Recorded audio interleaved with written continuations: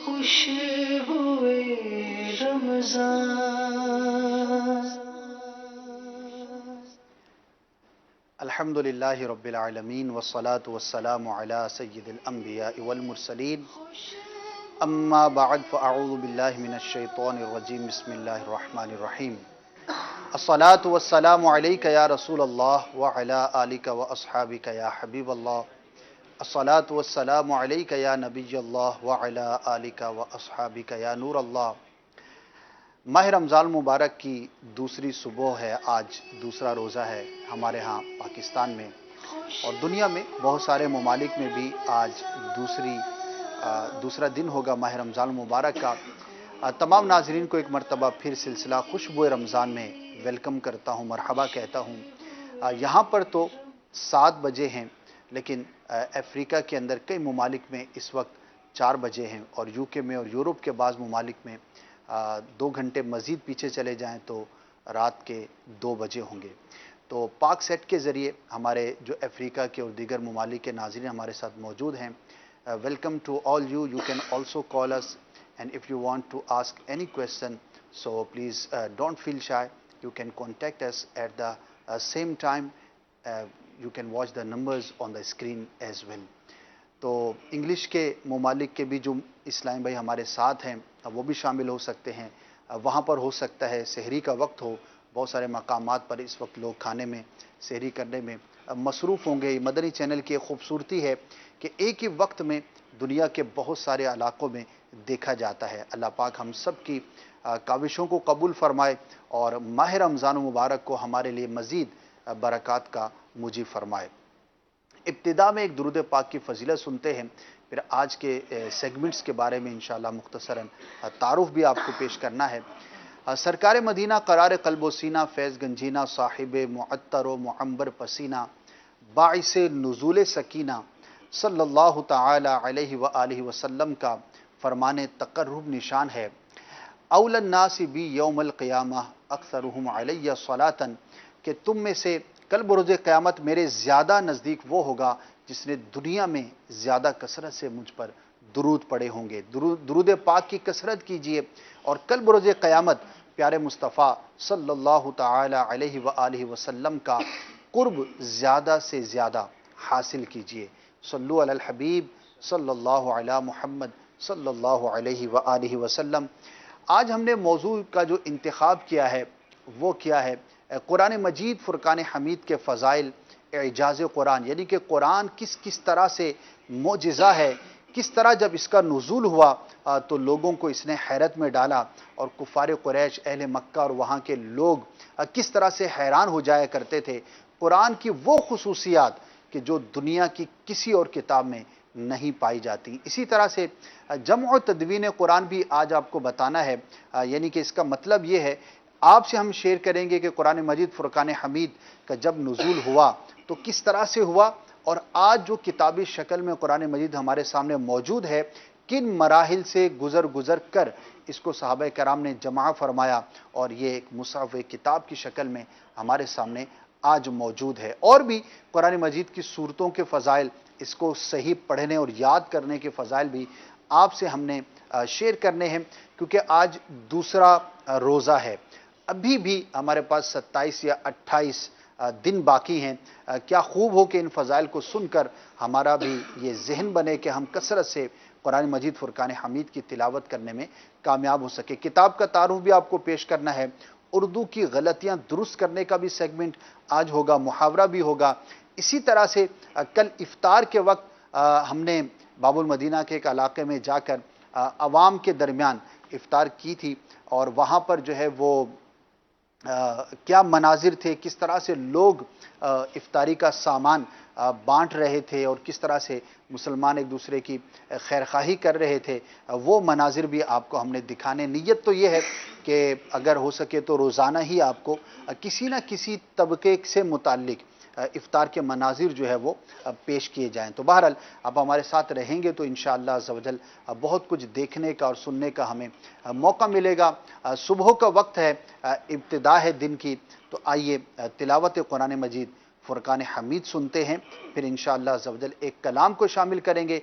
Calls کے لیے آپ کو نمبر اسکرین پر دکھائے جا رہے ہیں، موضوع سے متعلق آپ چاہیں تو ہمیں کال بھی کر سکتے ہیں۔ صلو علی الحبیب صلی اللہ تعالی علی محمد صلی اللہ علیہ وآلہ وسلم۔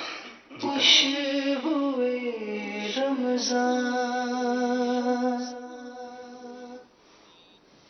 اعوذ باللہ من الشیطان الرجیم،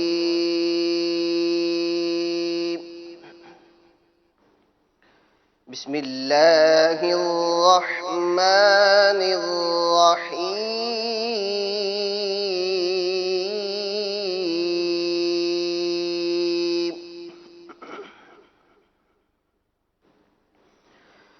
یقول یا لیتنی قدمت لحیاتی،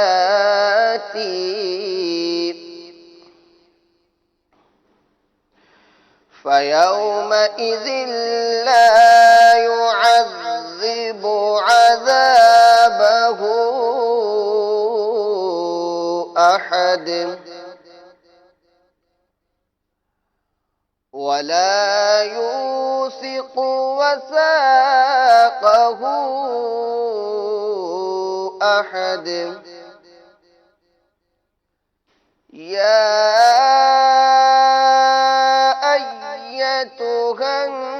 النفس المطمئنة ارجعي إلى ربك راضية مرضية،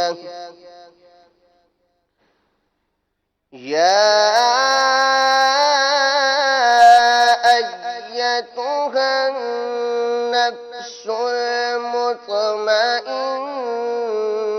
ارجعي إلى ربك راضية مرضية، فادخلي في عبادي وادخلي جنتي۔ صدق اللہ العظیم۔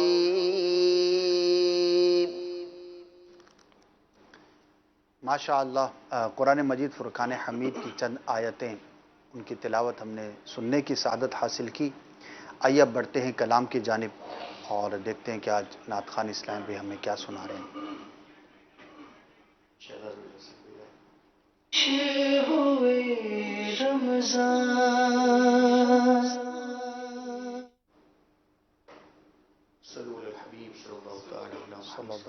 انشاءاللہ آج اعلیٰ حضرت امام اہل سنت کا لکھا ہوا بہت ہی پیارا کلام، واہ کیا جود و کرم ہے شہ بطحا تیرا، انشاءاللہ یہ سنانے کی نیت ہے۔ ماشاءاللہ، ہدایت بخشی شریف کا ترتیب میں سب سے پہلا کلام ہے۔ سبحان اللہ۔ صلی اللہ علیہ یا رسول اللہ، پڑھیے صلی اللہ علیہ یا رسول اللہ، وسلم علیہ یا حبیب اللہ۔ منگتے ہیں کرم کا صدا، مانگ رہے ہیں، منگتے ہیں کرم ان کا صدا، مانگ رہے ہیں، دن رات مدینے کی دعا مانگ رہے ہیں، دن رات مدینے کی دعا مانگ رہے ہیں، سرکار کا صدقہ میری سرکار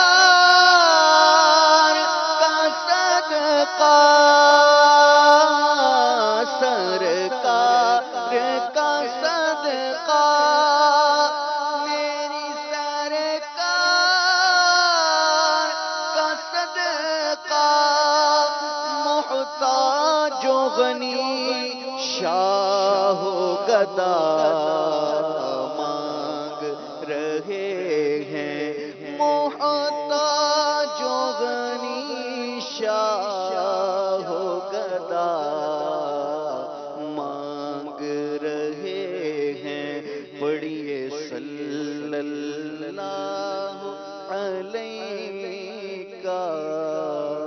یا رسول اللہ وسلم علیکہ یا حبیب اللہ۔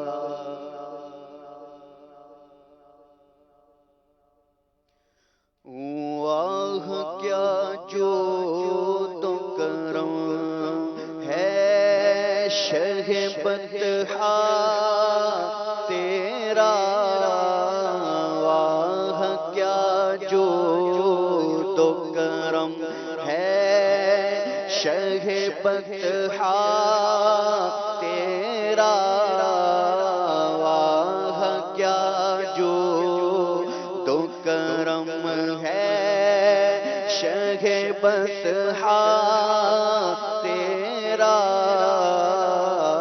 نہیں سنتا ہی نہیں مانگنے والا تیرا،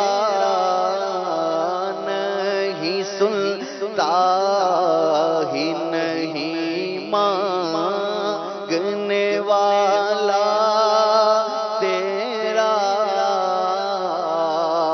دھار چلتے ہیں عطا کے وہ ہے قطرہ تیرا، دھار چلتے ہیں عطا کے وہ ہے قطرہ تیرا، تار کھلتے ہیں سقا کے وہ ہے ذرہ تیرا، تار کھلتے ہیں سقا کے وہ ہے ذرہ تیرا، واہ کیا جود و کرم ہے شہ بطحا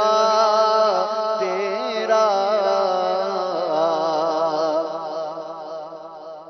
فرش والے تیری شوکت کا علو کیا جانے، فرش والے تیری شوکت کا علو کیا جانے، خسروا عرش پہ اڑتا ہے پھریرا تیرا، خسروا عرش پہ اڑتا ہے پھریرا تیرا،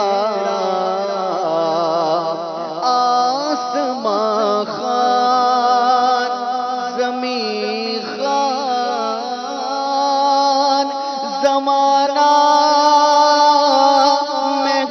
مہمان، آسمان خان آسمان خان زمین خان زمانہ مہمان، صاحب خانہ لقب کس کا ہے تیرا تیرا، صاحب خانہ لقب کس کا ہے تیرا تیرا، واہ کیا جود و کرم ہے شہ بطحا تیرا،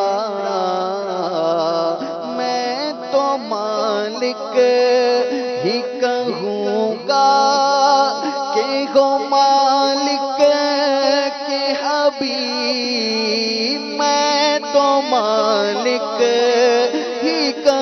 لوں گا کہ ہو مالک کے حبیب یعنی محبوب وہ محب میں نہیں میرا تیرا یعنی محبوب وہ محب میں نہیں میرا تیرا واہ کیا جود و کرم ہے شہ بطحا تیرا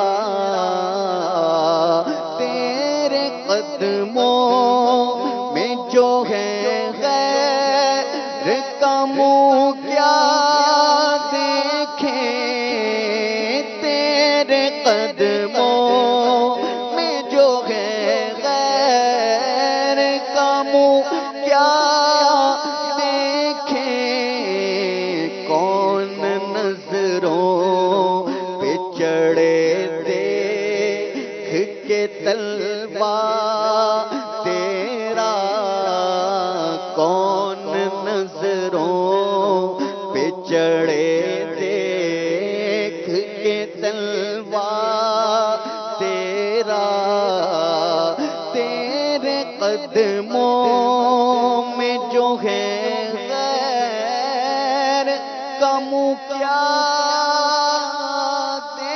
دیکھیں کون نظروں پہ چڑھے دیکھ کے طلبہ تیرا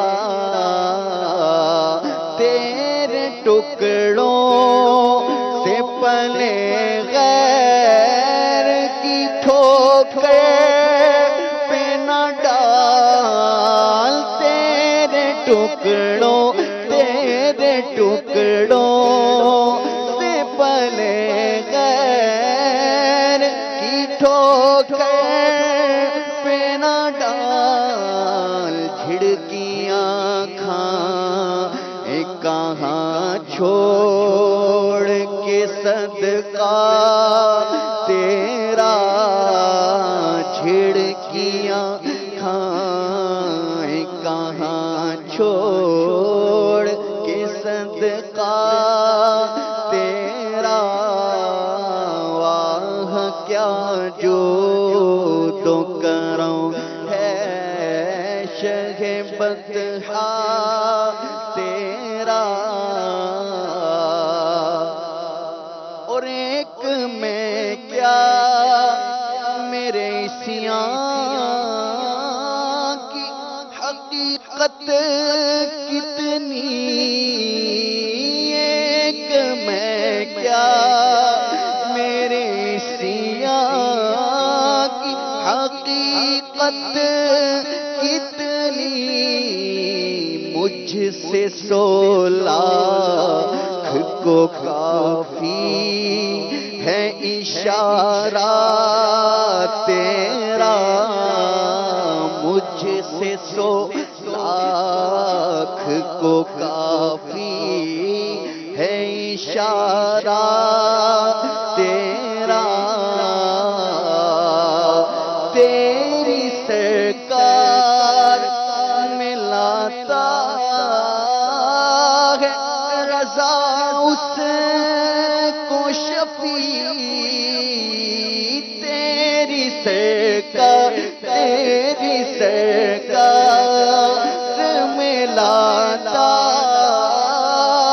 ہے رضا اس کو شفیع جو میرا غوث ہے اور لا دلا بیٹا تیرا جو میرا غوث ہے اور لا دلا بیٹا تیرا واہ کیا جو تو کرم ہے شہ بطحا تیرا نہیں سنتا ہی نہیں مانگنے والا تیرا تیرا واہ کیا جود و کرم ہے شہ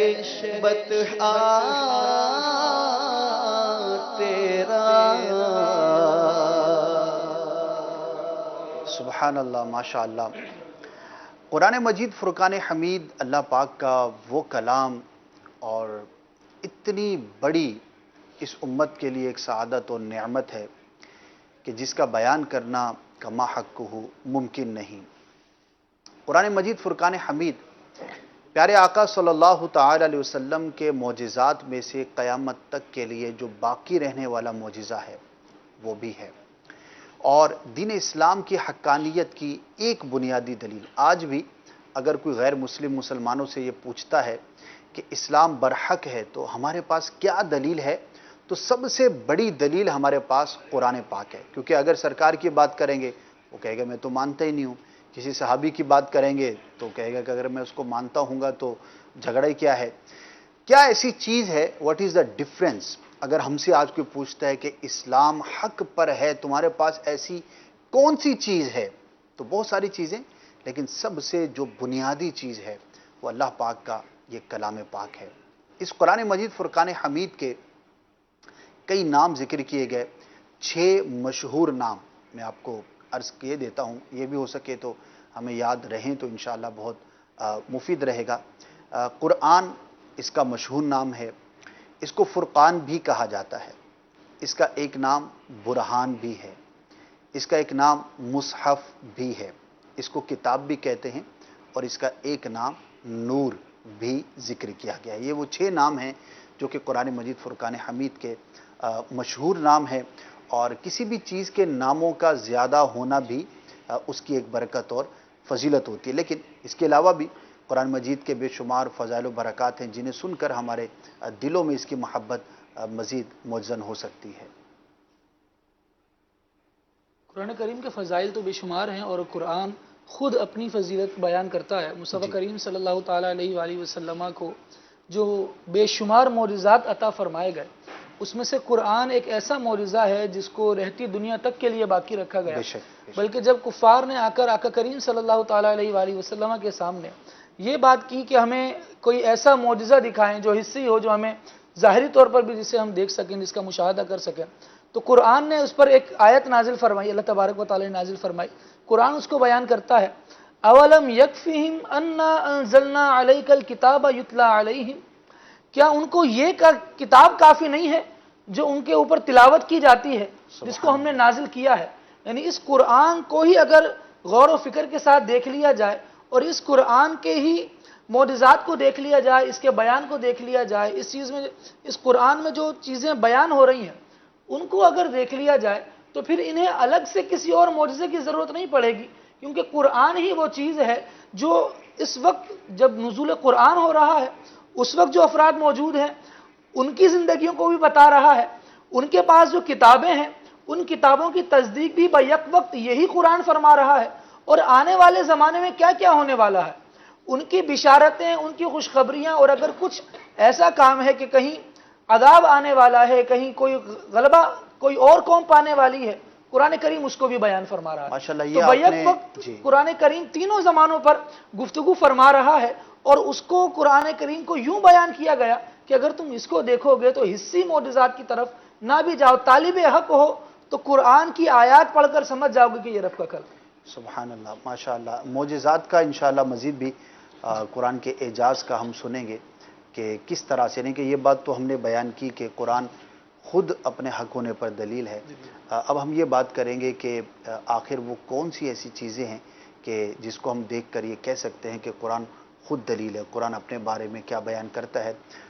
غلام محی الدین بھی قرآن مجید فرقان حمید کے اگر کچھ جنرلی فضائل کا بیان ہو جسے دیکھ کر ہم قرآن پڑھنے میں رغبت حاصل کریں، اور اس کو مزید جو ہے وہ دل لگا کر ہم اس کی تلاوت کریں، سمجھنے کی کوشش کریں. آخر قرآن کی تلاوت کا جب اتنا ہم امفیسائز کرتے ہیں، اتنا زیادہ ہم اس کا تذکرہ کرتے ہیں، تو وہ کیا فضائل و برکات ہیں جو کہ قرآن پڑھنے والے کو اللہ تبارک و تعالیٰ کی بارگاہ سے عطا کیے جاتے ہیں. قرآن پاک میں اللہ تبارک و تعالیٰ نے قرآن کے عظمت کے دلائل اور قرآن کے عظمت کے حوالے سے خود آیات بینات کا نزول فرمایا، یعنی قرآن اپنی عظمت کو خود بیان کرنے والا ہے۔ جیسے کہ آپ نے ابتدا میں ارشاد فرمایا کہ ہم اگر کسی کو یہ کہیں کہ اسلام کو حق مانو تو وہ یہ دلیل مانگتا ہے کہ میں کس طریقے سے اور کس دلیل سے حق مانوں، اور کوئی ایسی دلیل ہونی چاہیے جو مجھے حق کا راستہ دکھائے، سیدھا راستہ دکھائے، اس صراط مستقیم تک پہنچا دے۔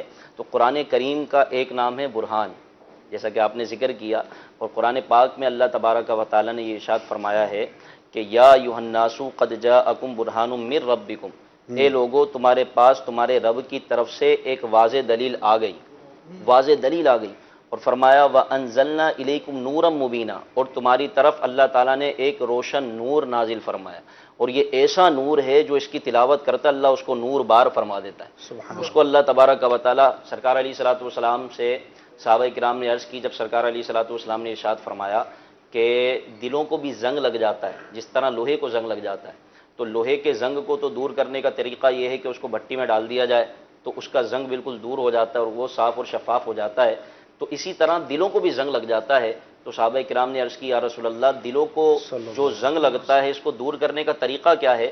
تو حضور علیہ الصلوۃ والسلام نے ارشاد فرمایا کہ دلوں کے زنگ کو دور کرنے کا طریقہ یہ ہے کہ موت کو کثرت سے یاد کرنا اور اس پاک کلام کی تلاوت کرنا، یعنی تلاوت قرآن مجید سے دلوں کا زنگ دور ہوتا ہے، اور یہ آپ کا بھی مشاہدہ ہوگا اور علماء نے اس بات کو بیان فرمایا ہے کہ جو قرآن پاک کی کثرت سے تلاوت کرتا ہے نا، اللہ اس کو ایسی تاثیر عطا فرماتا ہے کہ وہ جو دعا مانگتا ہے اللہ تعالیٰ قبول فرماتا ہے۔ بڑے خوش نصیب لوگ ہوتے ہیں، آپ بہت نے خوش بھی نصیب، دیکھا ہوگا کہ بعض لوگ ہوتے ہیں ماشاءاللہ کہ اپنے گھر میں ان کا ایک معمول ہوتا ہے، اچھا وہ خاندان میں فیملی میں بھی مشہور ہو جاتے ہیں، وہ اپنی اسی عادت سے بھی مشہور ہو جاتے ہیں جی بالکل، کہ فلاں جو ہے وہ صبح نماز کے لیے اٹھتا ہے اور نماز پڑھنے کے بعد جو ہے وہ تلاوت کرتا ہے، تو کثرت سے تلاوت جو ہے وہ دلوں کو نرم کرتا ہے، اور یہ بھی قرآن کی ایک برکت بھی ہے کہ قرآن کی جو اثر انگیزی ہے دلوں پر وہ بڑی زبردست اور بڑی ہی شاندار ہے۔ لیکن یہاں پر یہ بات بھی ہے کہ پڑھنا درست طور پر ہونا چاہیے، یعنی کہ ہم جتنی بھی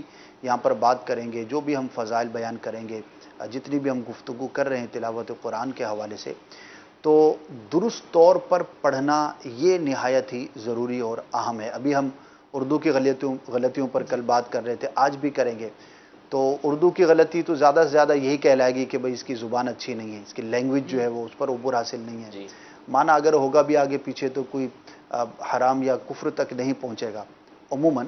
لیکن قرآن مجید فرقان حمید کا معاملہ بہت سینسیٹیو ہے کیونکہ عربی زبان کے اندر ہے، اور عربی زبان کے اندر حرکات یعنی کہ زبر زیر پیش کا، اسی طرح ساکن متحرک، اور اس کا بڑا لحاظ ہے، اگر ذرا سے بھی کوئی چیز آگے پیچھے ہو جاتی ہے تو بعض اوقات معنی جو ہے وہ بہت زیادہ بگڑ جاتے ہیں اور حرمت تک بھی پہنچ سکتے ہیں۔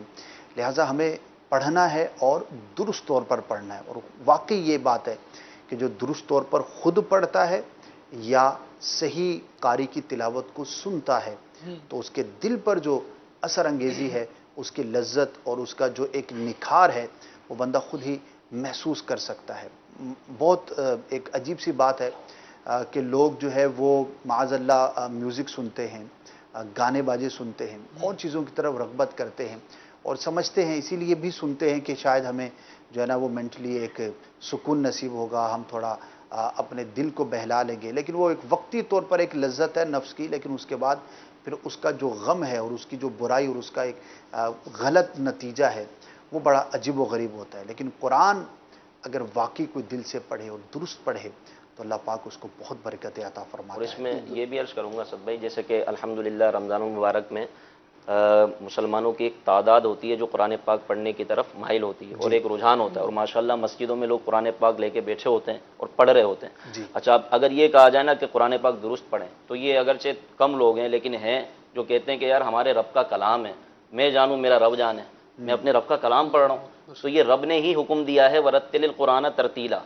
قرآن کو خوب ٹھہر ٹھہر کر پڑھو، اور اس کی تفسیر میں ایک قول یہ ہے کہ قرآن کو اس طرح پڑھو کہ ہر حرف دوسرے حرف سے ممتاز ہو جائے، یعنی ایک تو مجہول طریقے سے نہیں پڑھنا، کیونکہ ہم معاذ اللہ کوئی اخبار تھوڑی پڑھ رہے ہیں کہ اخبار کو آپ جیسے جائے پڑھ لیں گے، یہ رب کا کلام ہے، اور رب کا کلام پڑھنے کے لیے پہلے اس کو سیکھنا ضروری ہے، اور سیکھنے کے لیے دعوت اسلامی کا ماحول ہمارے سامنے ہے۔ الحمدللہ کئی مساجد میں نماز فجر کے بعد باقاعدہ مدنی حلقہ ہوتا ہے، اس کے بعد مدرسۃ المدینہ بالغان، یعنی جو بڑے اسلامی بھائی ہوتے ہیں بچپن میں یا اپنی جوانی میں کسی مجبوری کی وجہ سے وہ قرآن پاک نہیں پڑھ پائے، تو ان کے لیے الحمدللہ دعوت اسلامی نے مدرسۃ المدینہ کا آغاز کیا ہے۔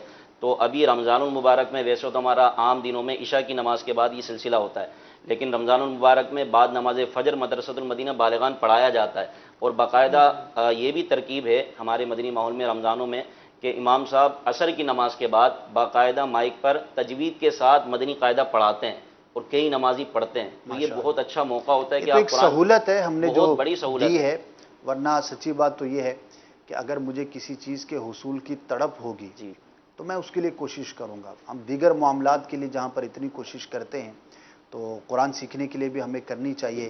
اب مزید فضائل بھی انشاءاللہ سنیں گے، لیکن ایک بڑی پیاری بات ہے۔ جی جی، یہ جو آپ فرما رہے ہیں نا کہ درست قرآن پڑھنے سے متعلق ایک حدیث پاک میرے ذہن میں آ رہی ہے کہ درست قرآن کو پڑھنا کیوں ضروری ہے اور غلط پڑھنے کا کیا وبال ہے۔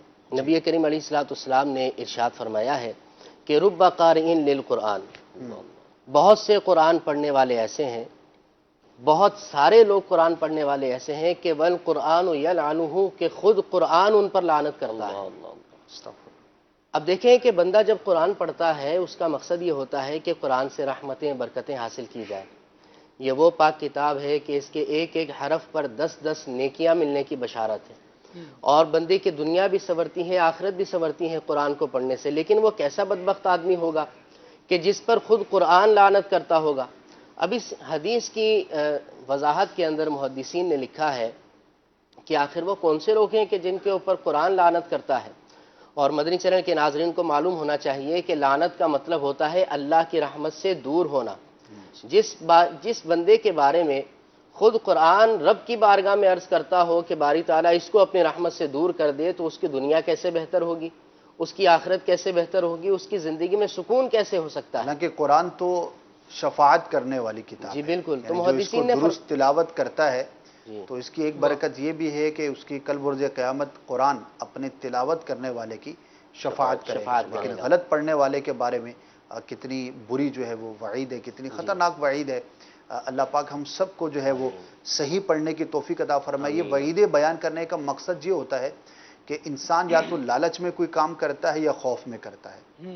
ہم کمائیں گے تو کھائیں گے، اچھا پہنیں گے تو لالچ ہوتی ہے، اور خوف ہوتا ہے کہ اگر نہیں کمائیں گے تو بے روزگار رہیں گے، تو ضرورتیں پوری نہیں ہوں گی، بیمار پڑ جائیں گے، کھانے پینے کو نہیں ہوگا، تو یا تو خوف ہوگا یا لالچ ہوگی۔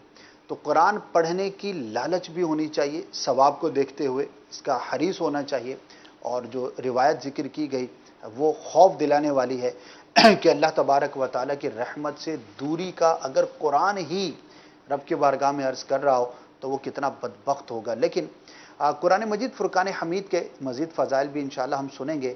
عمران بھی اگر کچھ اس کا تذکرہ ہو جائے کہ قرآن مجید فرقان حمید کو کس طرح سے جمع کیا گیا، ایک تاریخی پہلو بھی ہے، تاریخی پس منظر بھی ہے، اور ہمیں علم بھی ہونا چاہیے کہ یہ جو کتاب ہمارے سامنے قرآن رب کا کلام کتابی شکل میں ہمارے سامنے موجود ہے، تو اس کو جمع کرنے میں کن کن مراحل سے جو ہے وہ صحابہ کرام نے اس پر کام کیا، اور اس کا تاریخی پس منظر کیا تھا۔ جی، اس کے حوالے سے اسد بھائی سب سے بنیادی بات تو یہ ہے کہ قرآن کریم کو جمع کرنے والی ذات اللہ رب العالمین ہی کی ہے۔ سبحان اللہ۔ اللہ تعالیٰ قرآن کریم میں فرماتا ہے اِنَّ عَلَيْنَا جَمْعَهُ وَقُرْآنَهُ، فرمایا کہ بے شک قرآن کو جمع کرنا اور اس کا پڑھنا یہ ہمارے ذمہ ہے۔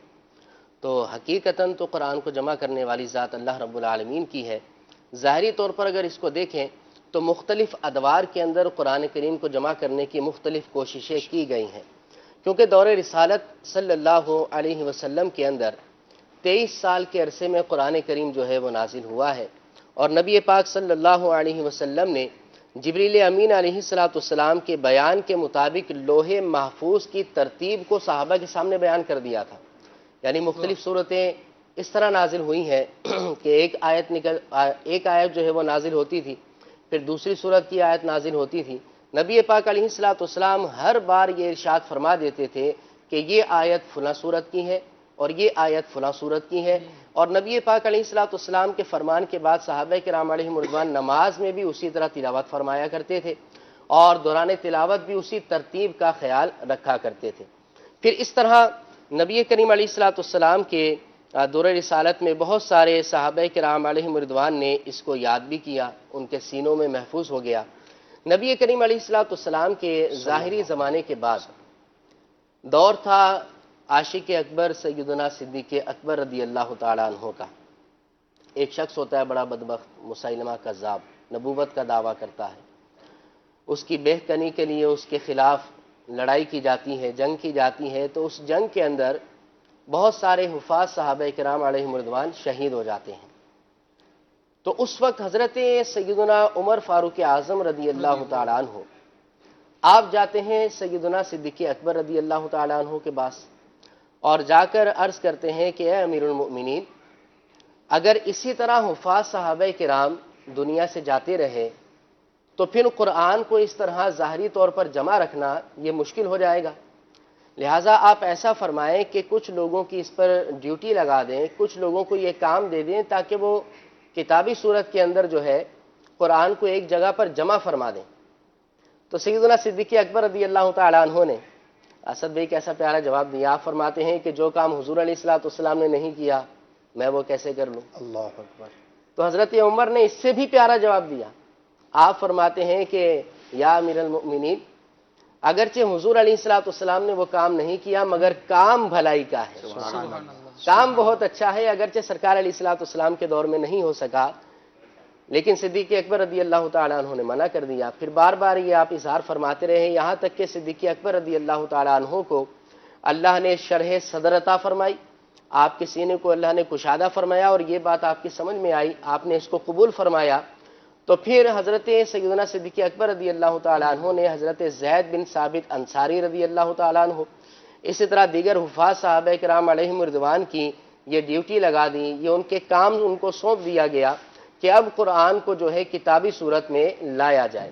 سبحان اللہ۔ تو اس وقت کچھ ہی عرصے کے اندر، بالکل قلیل عرصے کے اندر یہ کام مکمل ہو گیا، اور ہر سورت کا الگ مصحف بنایا گیا، یعنی ہر سورت کی الگ کتاب ہوتی تھی، اور وہ ساری کی ساری کتابی صورت میں تمام مصاحف جو تھے، تمام مصاحف سیدنا صدیق اکبر رضی اللہ تعالیٰ عنہ کے پاس ہوا کرتے تھے۔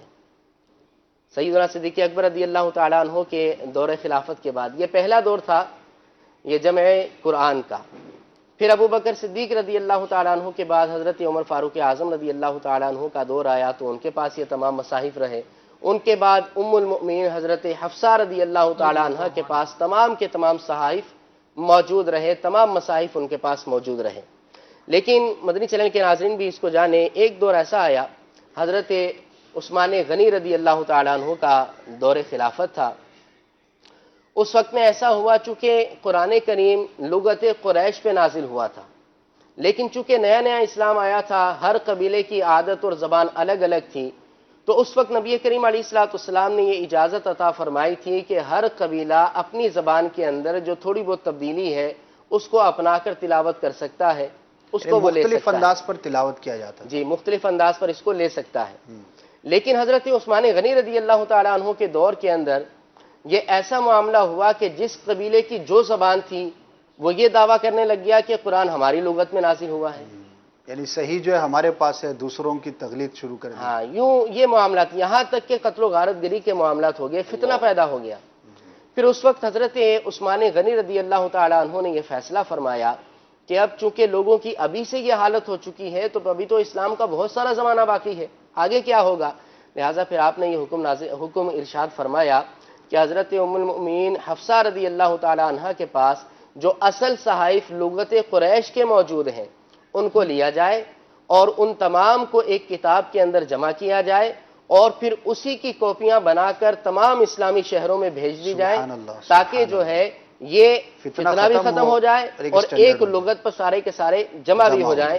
اس لیے حضرت عثمان غنی رضی اللہ تعالیٰ عنہ کو جامع القرآن بھی سبحان اللہ، کہا جاتا ہے۔ کیا بات ہے، بڑی تفصیل کے ساتھ جو ہے وہ جمع قرآن جو ہے وہ ہم نے سننے کی سعادت حاصل کی۔ یہ باتیں ہمارے علم میں ہونی چاہیے، اور یہ باتیں سن کر دل میں صحابہ کرام کی محبت مزید اور بھی اس میں بڑھتی یہ ہے۔ بھی ہے نا کہ جس دور سے، جس مراحل سے قرآن پاک گزر کر آیا، اور اتنے فتنوں کے باوجود بھی قرآن پاک پھر بھی محفوظ ہے، اور الحمدللہ۔ یہ بھی اس کی فضیلت کی اور فضائل کی ایک دلیل ہے کہ قرآن پاک جس طرح جمع ہوا اور جن ادوار سے گزرا، اس کے باوجود قرآن پاک جیسا تھا، جیسا نازل ہوا، ویسی ہمارے سامنے ہے۔ ماشاءاللہ اس میں ایک مزید بات اس پر حضرت- گفتگو کریں گے۔ ابھی انشاءاللہ ایک کتاب کا تعارف پیش کرنا ہے، پھر انشاءاللہ عز و جل جب دوبارہ ہم پلٹ کر آئیں گے تو اسی پر مزید کنٹینیو کریں گے، اور دوسرا جو ہے وہ کالز کو بھی ہم نے شامل کرنا ہے۔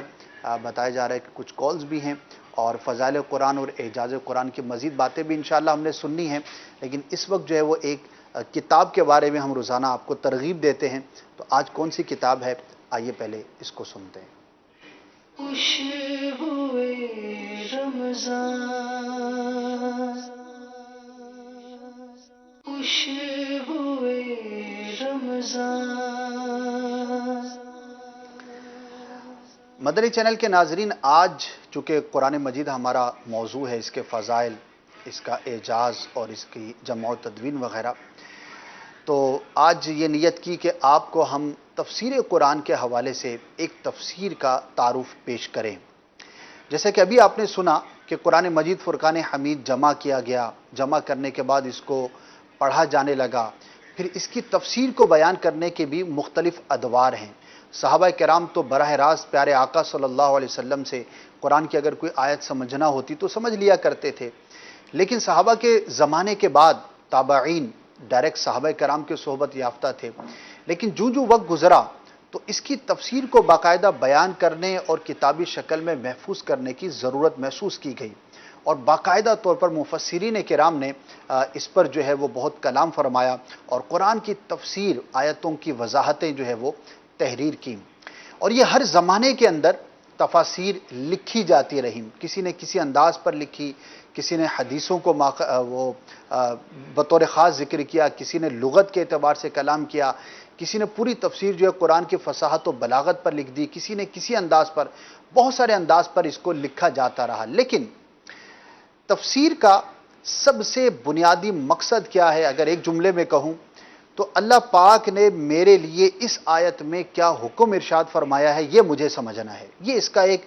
بنیادی مقصد ہے۔ اب اس کو ہماری اردو زبان کے اندر بھی بہت ساری تفاسیر لکھی گئیں۔ آج آپ کے سامنے میں جو تفسیر کا تذکرہ کرنے جا رہا ہوں اس کا نام ہے صراط الجنان۔ حضرت علامہ مفتی محمد قاسم عطاری مدہ ذلہ العالی کا یہ ایک شاہکار کہیے، امت پر احسان کہیے، کہ انہوں نے قرآن مجید فرقان حمید کی 10 جلدوں میں تفسیر تحریر فرما کر ہمیں عطا کی ہے۔ اس کی 10 جلدیں ہیں، اور تقریباً اس کے 3450 اس کے صفحات ہیں، آل ٹوگیدر 10 جلدوں کے۔ اس تفسیر قرآن کے کیا ایسی خصوصیات ہیں کہ میں آپ کو اس کا مشورہ دینے جا رہا ہوں، وہ آئیے سنتے ہیں۔ سب سے پہلی بات تو یہ ہے کہ بعض تفاسیر بہت مختصر ہیں جس کو سمجھنا بہت مشکل ہے، اور بعض تفاسیر بہت طویل لکھی گئیں کہ اگر اس کو بندہ پڑھنا شروع کرے تو ایک عام آدمی یہ بھول جاتا ہے کہ میں نے سٹارٹ کہاں سے لیا تھا۔ یہ جو تفسیر ہے اس کو آپ کہہ سکتے ہیں کہ میانہ روی کے ساتھ لکھی گئی ہے۔ ایک آیت کے ضمن میں اتنی بات بتا دی جاتی ہے کہ اس آیت کے مفاہیم اور اس میں جو ہمارے لیے مسائل بیان کیے گئے ہیں وہ کیا ہیں، یعنی کہ متوسط درجے کی یہ ایک تفسیر ہے۔ دوسری بات جو سب سے اہم چیز ہوتی ہے کسی بھی قاری کے لیے، کسی بھی پڑھنے والے کے لیے، وہ ہوتی ہے کہ اس کتاب کو وہ کتنا اچھے انداز سے سمجھنے میں کامیاب ہو سکتا ہے۔ آج کل ہماری اردو کا جو حال ہے وہ کسی سے ڈھکا چھپا نہیں ہے، بڑی مشکل ہو گئی ہے۔ آج اگر کوئی تھوڑی سی مشکل اردو بولتا ہے تو ہمارے سمجھنے میں بڑا مسئلہ ہو جاتا ہے، اور اگر کوئی تحریر ہمارے سامنے آ جائے اور اس کو ذرا گاڑی اردو کے اندر لکھا گیا ہو تو پھر ہم بڑی مشکل میں پڑ جاتے ہیں۔ اس تفسیر کو لکھنے میں مفتی صاحب نے جو اہتمام کیا ہے وہ اتنا شاندار کیا ہے کہ بالقصد انٹینشنلی وہ الفاظ استعمال کیے گئے ہیں کہ جو کہ ایک عام تھوڑے بہت پڑھے لکھے کے بھی سمجھ میں آ سکیں، اور آئندہ 30 40 50 سال تک کے لیے اس تفسیر کو مد نظر رکھا گیا ہے کہ آسانی کے ساتھ اس کو سمجھنا ممکن ہو۔ ایک اور اس کی بڑی پیاری خصوصیت آپ کو بڑی کم تفاسیر میں ملے گی۔ آپ تفسیر پڑھ رہے ہیں، اس کے اندر کوئی حدیث ذکر کی ہے، کوئی قول ذکر کیا ہے، کوئی بزرگ کا واقعہ ہے، اب پتہ ہی نہیں کہ یہ واقعہ کہاں پر ہے، یہ حدیث ہے تو کون سی کتاب سے ہے۔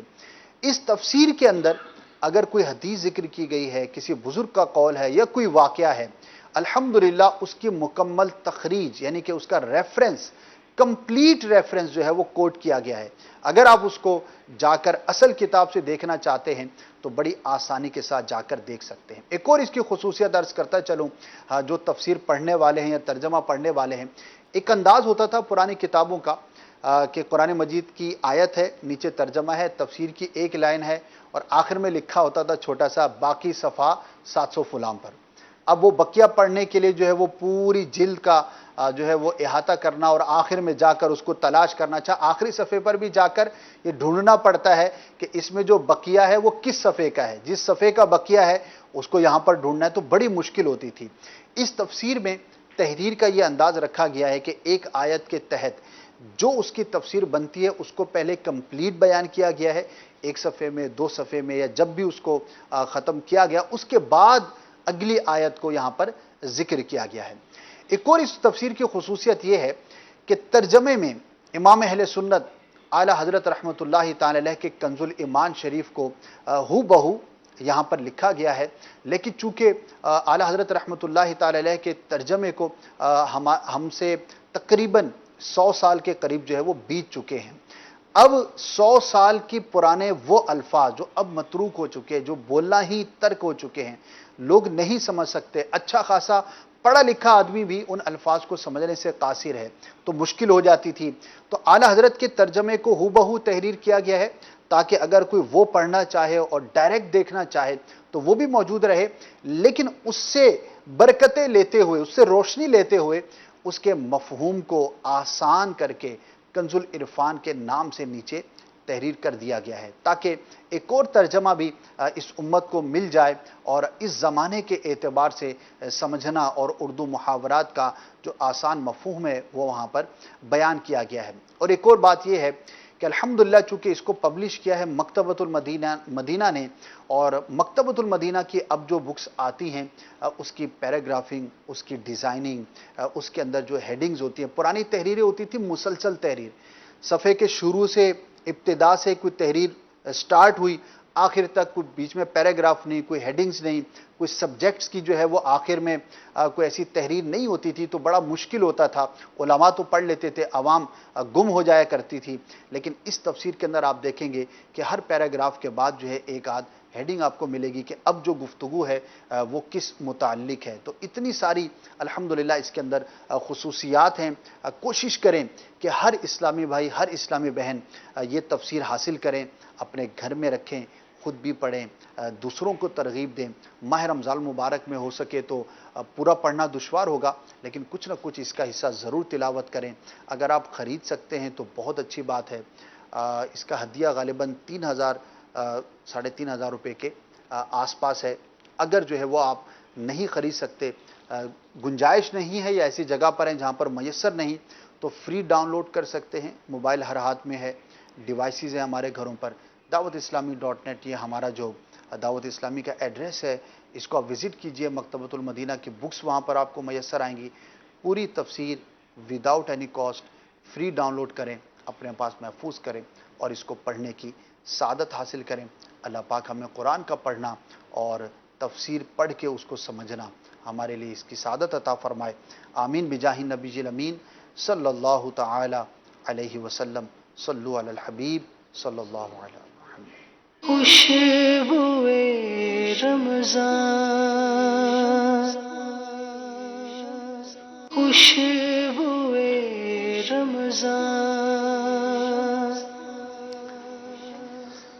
ماشاء اللہ قرآن مجید کس طرح سے جمع کیا گیا اور صحابہ کرام نے اس کے لیے کیا کوششیں فرمائی۔ غلام محی الدین میں کچھ فضائل قرآن مجید کے پڑھنے کے، تلاوت کے اگر بیان ہو جائیں قرآن و حدیث ہی کی روشنی میں۔ جی بسم اللہ الرحمن الرحیم۔ قرآن پاک میں اللہ تبارک و تعالیٰ نے سورہ فاطر میں قرآن پاک کی تلاوت کرنے کے حوالے سے فضائل بیان فرمائے ہیں، اور خود قرآن پڑھنے کے فضائل بیان کرتا ہے۔ اللہ تعالیٰ ارشاد فرماتا ہے ان الذین یتلون کتاب اللہ واقاموا الصلاۃ وانفقوا مما رزقناہم سرا وعلانیۃ یرجون تجارۃ لن تبور۔ بے شک وہ جو کتاب اللہ کی تلاوت کرتے ہیں اور نماز قائم کرتے ہیں اور ہمارے دیے ہوئے میں سے پوشیدہ اور اعلانیہ خرچ کرتے ہیں، وہ ایسی تجارت کے امیدوار ہیں کہ جس میں کوئی نقصان نہیں ہوگا۔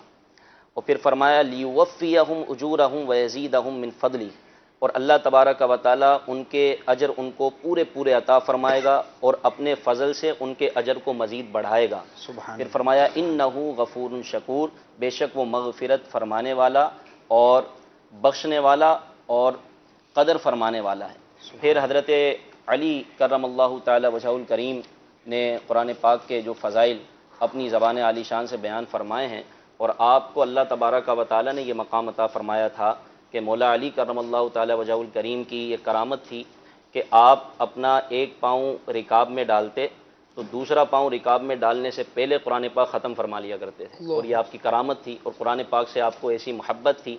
آپ فرماتے ہیں کہ سرکار صلی اللہ تعالی علیہ وسلم نے ارشاد فرمایا ان قریب ایک فتنہ برپا ہوگا۔ میں نے عرض کی یا رسول اللہ صلی اللہ تعالی علیہ وسلم، اس سے بچنے کا طریقہ کیا ہوگا، ہم اس فتنے سے کیسے بچیں گے؟ تو آپ صلی اللہ تعالی علیہ وسلم نے ارشاد فرمایا اللہ کی کتاب جس میں تمہارے اگلوں اور پچھلوں کی خبریں ہیں اور تمہارے آپس کے فیصلے ہیں، قرآن فیصلہ کن ہے اور یہ کوئی مذاق نہیں، جو ظالم اسے چھوڑ دے گا اللہ تعالیٰ اسے تباہ کر دے گا، اور جو اس کے غیر میں ہدایت ڈھونڈے گا اللہ تعالیٰ اسے گمراہ کر دے گا۔ وہ اللہ تعالیٰ کی مضبوط رسی اور وہ حکمت والا ذکر ہے، وہ سیدھا راستہ ہے۔ قرآن وہ ہے جس کی برکت سے خواہشات بگڑتی نہیں، جس کے ساتھ دوسری زبانیں مل کر اسے مشتبہ اور مشکوک نہیں بنا سکتی، جس سے علماء کبھی سیر نہیں ہوتے، جو زیادہ دہرانے سے پرانا نہیں پڑتا، جس کے عجائبات ختم نہیں ہوتے۔ قرآن ہی ہے وہ کہ جب اسے جنات نے سنا تو یہ کہے بغیر نہ رہ سکے کہ ہم نے عجیب قرآن سنا ہے۔ جو اچھائی کی رہبری کرتا ہے تو ہم اس پر ایمان لے آئے، جو قرآن کا قائل ہو وہ سچا ہے، جس نے اس پر عمل کیا وہ ثواب پائے گا، اور جو اس کے مطابق فیصلہ کرے گا وہ منصف ہوگا، اور جو اس کی طرف بلائے گا وہ سیدھی راہ کی طرف بلائے گا۔ پھر سرکار علیہ الصلوۃ والسلام نے قرآن پاک تلاوت کرنے والوں کے بارے میں ارشاد فرمایا کہ میں نہیں کہتا کہ الف لام میم یہ ایک حرف ہے، بلکہ الف ایک حرف، لام ایک حرف اور میم ایک حرف ہے، اور اللہ تعالیٰ ہر حرف پر 10 نیکیاں عطا فرماتا ہے، سبحان اللہ، ہر حرف کیا پر بات 10 ہے۔ نیکیاں عطا فرماتا ہے۔ سبحان یہ اللہ تو قرآن جی کی تلاوت کی بات ہے نا، اگر اس کی تلاوت فقط ہم سننے والے ہوں تب بھی اس کی بڑی برکتیں ہیں۔ سورہ انفال میں رب العالمین ارشاد فرماتا ہے انما المؤمنون الذین اذا ذکر اللہ وجلت قلوبهم، مومن وہ ہیں کہ جب ان کے سامنے اللہ تبارک و تعالیٰ کا ذکر کیا جاتا ہے وجلت قلوبهم، ان کے دل جلا پاتے ہیں، کھل اٹھتے ہیں۔ وَإِذَا تُلِيَتْ عَلَيْهِمْ آيَاتُهُ زَادَتْهُمْ ایمانا، جب ان کے سامنے اللہ تبارک و تعالیٰ کے کلام کی آیت پڑھی جاتی ہیں تو ان کا ایمان بڑھتا ہے، سبحان یہ اللہ، ایمان کیا بات اور ہے۔ ان کا مضبوط ہوتا ہے۔ ہم دیکھتے ہیں کہ قرآن ایسا برکت والا ہے، اور جس طرح ہماری اٹیچمنٹ اس سے ہو اسی طرح ہم فیض حاصل کر سکتے ہیں۔ کیا بات ہے، مزید جو ہے وہ برکتیں سننی ہیں اور کالز انشاءاللہ لینی ہیں، لیکن بڑی اہم بات ابھی جو ہو رہی تھی کہ قرآن جو ہے وہ فتنے کو ختم کرنے والا ہے، یعنی کہ اگر ہماری زندگی کا، معاشرے کا معیار اگر ہمارا قرآن ہے، یعنی کہ ہمارے فیصلے، ہمارے تمام امور جو ہیں وہ اس کے مطابق ہوں تو قرآن جو ہے وہ فیصلہ کرنے والا ہے۔ ارشاد اور اس کے فرمایا نا اندر فَإِن تَنَازَعْتُمْ فِي شَيْءٍ فَرُدُّوهُ إِلَى اللَّهِ وَالرَّسُولِ، اگر کسی معاملے میں تمہارا جھگڑا ہو جائے تو کیا کرو فَرُدُّوهُ إِلَى اللَّهِ وَالرَّسُولِ إِن كُنتُمْ تُؤْمِنُونَ بِاللَّهِ وَالْيَوْمِ الْآخِرِ، تو اس کو اللہ اور اس کے رسول کے سامنے لے آؤ، اس کے قوانین کے سامنے لے آؤ، ان پر پیش کرو۔ کیا ہوگا اگر اللہ اور آخرت پر ایمان رکھتے ہو؟ اگر ایسا کرو گے تو پھر نتیجہ کیا آئے گا؟ ذالک خیر و احسن تأویلا، یہ تمہارے لیے بہتر ہوگا، اور اس کا انجام کار جو ہوگا، جو تعبیر پہنچے گی وہ بہت بہتر یعنی ہوگا۔ یہ اسی وقت ہوگا نا جب ہم اس کو پڑھتے ہوں گے، سمجھتے ہوں گے، نہ صرف پڑھتے سمجھتے ہوں گے بلکہ یہ بھی جذبہ ہوگا کہ اگر کہیں پر کوئی ڈسپیوٹ ہو گیا ہے، کوئی معاملہ ہو گیا ہے اور اس کے بارے میں ہم نے فیصلہ کرنا ہے تو ہمیں قرآن سے رہنمائی حاصل کرنی ہے۔ اللہ کرے کہ ہمارے معاشرے میں اور ہماری زندگیوں کے اندر قرآن کی طرف، اللہ اور رسول کی طرف رجوع لانا جو ہے وہ زیادہ سے زیادہ ہو۔ کچھ کالز کو شامل کرتے ہیں، جی سنائیے۔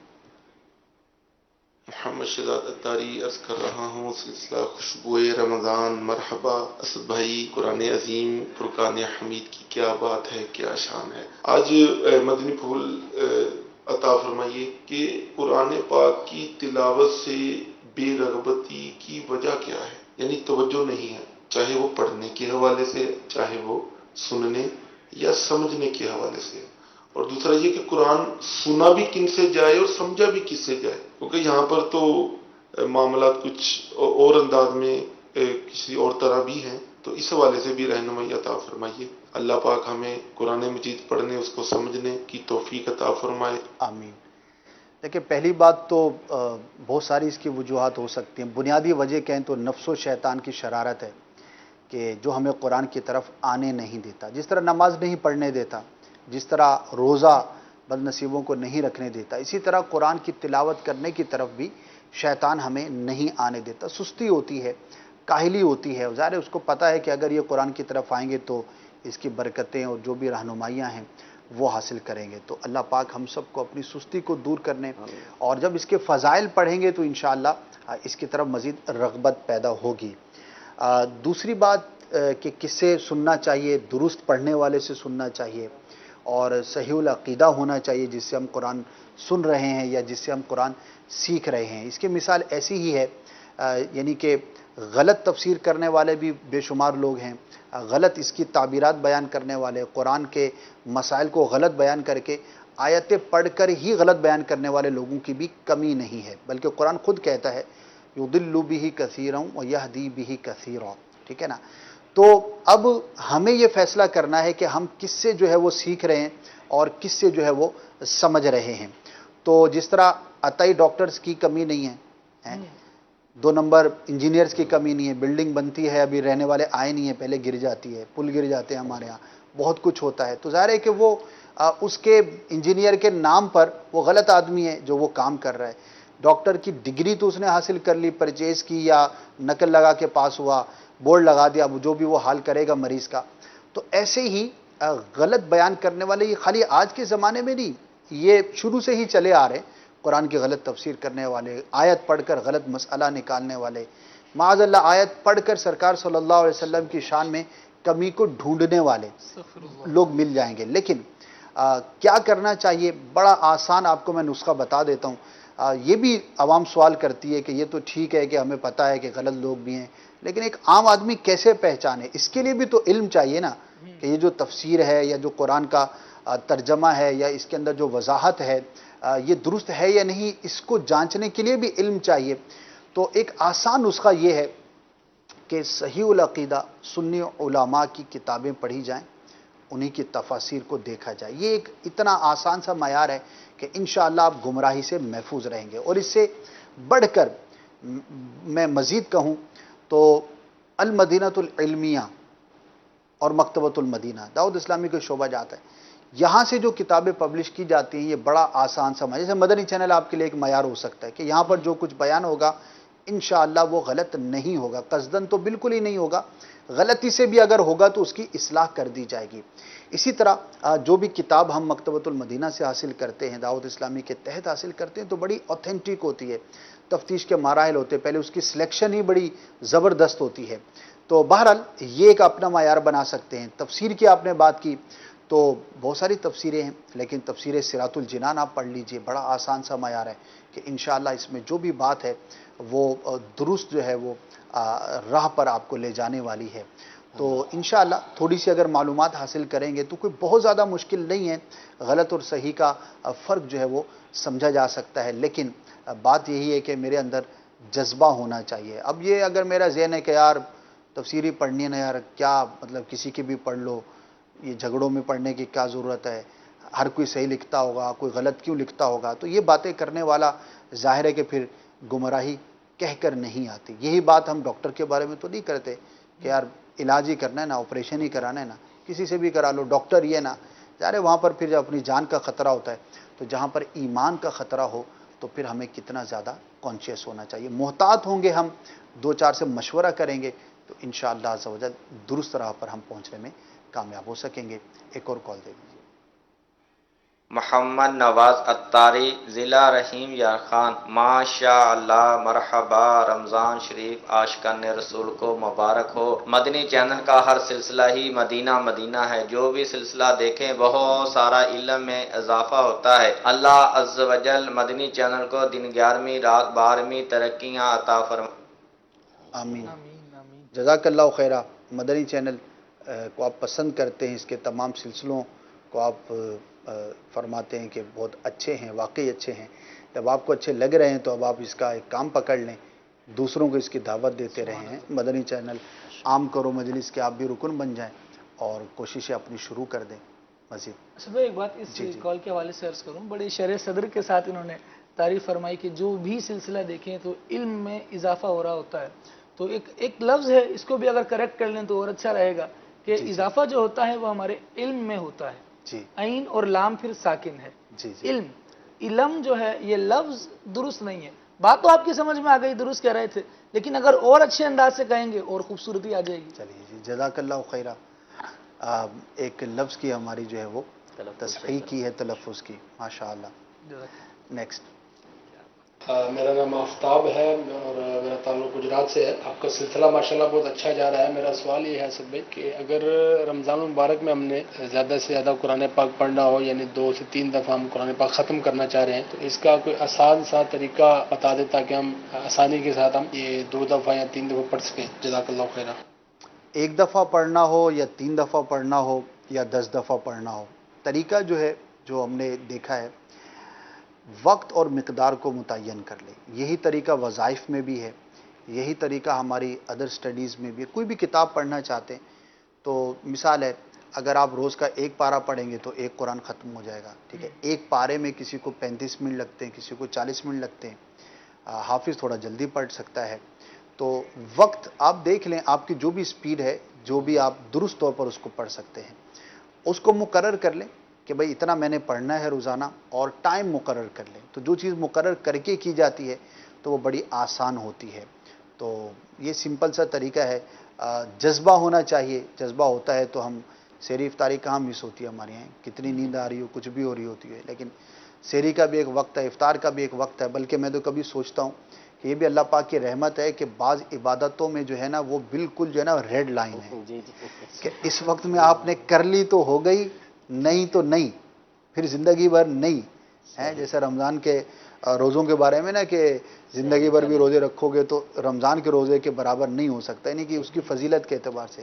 اچھا، ایسی نمازوں کے اوقات ایسی ریڈ لائن ہے کہ قیامت تک کے لیے کوئی اس میں اجتہاد بھی نہیں کر سکتا کہ نہیں یہ ٹائم ختم ہونے کے بعد بھی جو ہے نا وہ ادا ہو سکتی ہے. وہ قضا ہوگی، ادا نہیں ہے. بھلے کچھ ساری دنیا آگے سے پیچھے ہو جائے، مطلب بالکل ایک کلیئر جو ہے نا اس کے لیے وہی حکم ہے. روایت جو فرمائی گئی نا، جس نے ماہ رمضان کا 1 روزہ بھی قضا کیا جی تو اب سارے زمانہ روزہ رکھتا رہے، جی لیکن وہ اس 1 روزے کو نہیں پا سکتا. اس کی جو فضیلت ہے وہ وہی متعین ہے. جی امیر علیہ سنت فرماتے ہیں کہ رمضان جیسا مزہ نہیں آتا. اگر رمضان جیسا مزہ آئے تو پھر تو اعتکاف ہی رہے. لیکن جو بات ان محدود چیزوں میں ہوتی ہے، اللہ تبارک و تعالی نے جہاں قیود بیان کی ہیں اس کو بندہ قیود میں رہ کر جو حد بیان کی ہے اس حد میں رہ کر بیان کر لیتا ہے کام کو، تو ہو جاتا ہے. سکون سے رہتا ہے اور ہو بھی جاتا ہے. جی ورنہ چھوڑ دیا جائے، جیسے کتنے اسد بھائی اسلامی بھائی ہوں گے، حج فرض ہو گیا نا، جی لیکن وہ سوچ رہے ہوتے ہیں کہ پھر کر لیں گے، پھر کر لیں گے، پھر کر لیں گے. اور ایسے بھی لوگ دیکھے گئے کہ جن پر حج فرض ہوا لیکن نہیں کیا، کیونکہ زندگی میں ایک ہی بار کرنا تھا نا. حالانکہ ہونا تو یہ چاہیے تھا کہ جب ہوا ہے تبھی کر لیں، لیکن اس کو ڈیلے کرتے رہے. پھر ایسا بھی بعضوں پر وقت آ جاتا ہے کہ اب حج فرض نہیں رہ پاتا، لیکن وہ ایک وقت جو فرض ہو چکا تھا اس کی ادائیگی تو ان کے ذمہ پر باقی رہتی ہے. جی تو اگر وہ وقت ملتا ہی فوراً کام کر لیا جائے تو جلدی اور آسانی سے ادا ہو جاتا ہے. تو میں یہ عرض کر رہا تھا کہ یعنی کہ اللہ کی رحمت ہے کہ اوقات کار ہیں تو ہم کر لیتے ہیں. اچھا، اگر یہ نہ ہوتا، مثال ہے نمازوں کے بارے میں یہ ہوتا کہ بھئی زندگی میں جتنی فرض ہوں گی نا کبھی بھی پڑھ لو، تو شاید ہر کوئی آخری سال پر ہی جو ہے وہ اکتفا کر رہا ہوتا، ہر دوسرا آدمی کہ چلو یار اگلے سال پڑھ لوں گا، اگلے سال پڑھ لوں گا. لیکن جب فکسنگ ہے نا تو خواہی نہ خواہی پڑھنی ہی پڑھنی ہے. رمضان کے روزے رمضان ہی میں رکھنے ہیں تو رکھ لیتے ہیں، اور اگر اس میں یہ سہولت ہوتی ہے پورے سال میں 30 روزے کبھی بھی رکھ لو تو وہ رمضان کے کہلائیں گے یا فرض ادا ہو جائے گا. تو پھر ہمارا حال کیا ہوتا ہے، یعنی کہ ہمارا حال بڑا عجیب و غریب ہے. تو بات چلی تھی کہ فکس کرنے سے، ٹائم فکس کرنے کے حوالے سے اسد بھائی جو کہہ رہے ہیں آپ، آج کل جیسے کہ رمضان المبارک ہے، نمازوں کا بھی ذوق اور شوق ہوتا ہے. اگر ہم یہ اپنا ذہن بنا لیں کہ میں نے ہر نماز کی اذان مسجد میں سننی ہے اور مسجد میں اذان سننے کی وہ فضیلت بھی مل جائے گی، پھر اس میں بھی ہمیں ٹائم ڈوریشن کافی مل جائے گا، تو اچھا ایک وقت ہمیں مل سکتا ہے کہ ہم قرآن کریم پڑھ سکتے ہیں اس کے اندر. جی بالکل، ماشاء اللہ. Next call. माशाअल्लाह खुशबू रमज़ान बड़ा ही प्यारा सिलसिला है। अल्लाह अज़्ज़ा वजल्ल हमारे तमाम मदनी चैनल के खिदमत करने वालों को तमाम को शाद व आबाद रखे, दोनों जहां की बरकतों से माला माल फरमाए। आमीन आमीन। जज़ाकल्लाहु खैरा। बढ़ते हैं मदनी गुलदस्ते की जानिब। कल जो है वो प्यारे नबी के प्यारे वाक़यात, ये हमारा एक सेगमेंट है। हम कोशिश करेंगे कि रोज़ाना ही आपको कोई एक वाक़या बयान किया जाए और उस वाक़ये की रोशनी में हम कुछ सबक भी हासिल करने में कामयाब हो सकें। तो देखते हैं कि आज हमारे लिए मुबल्लिग़ दावत इस्लामी क्या वाक़या बयान करने चाह रहे हैं। जी। खुशबुए रमज़ान, खुशबुए रमज़ान।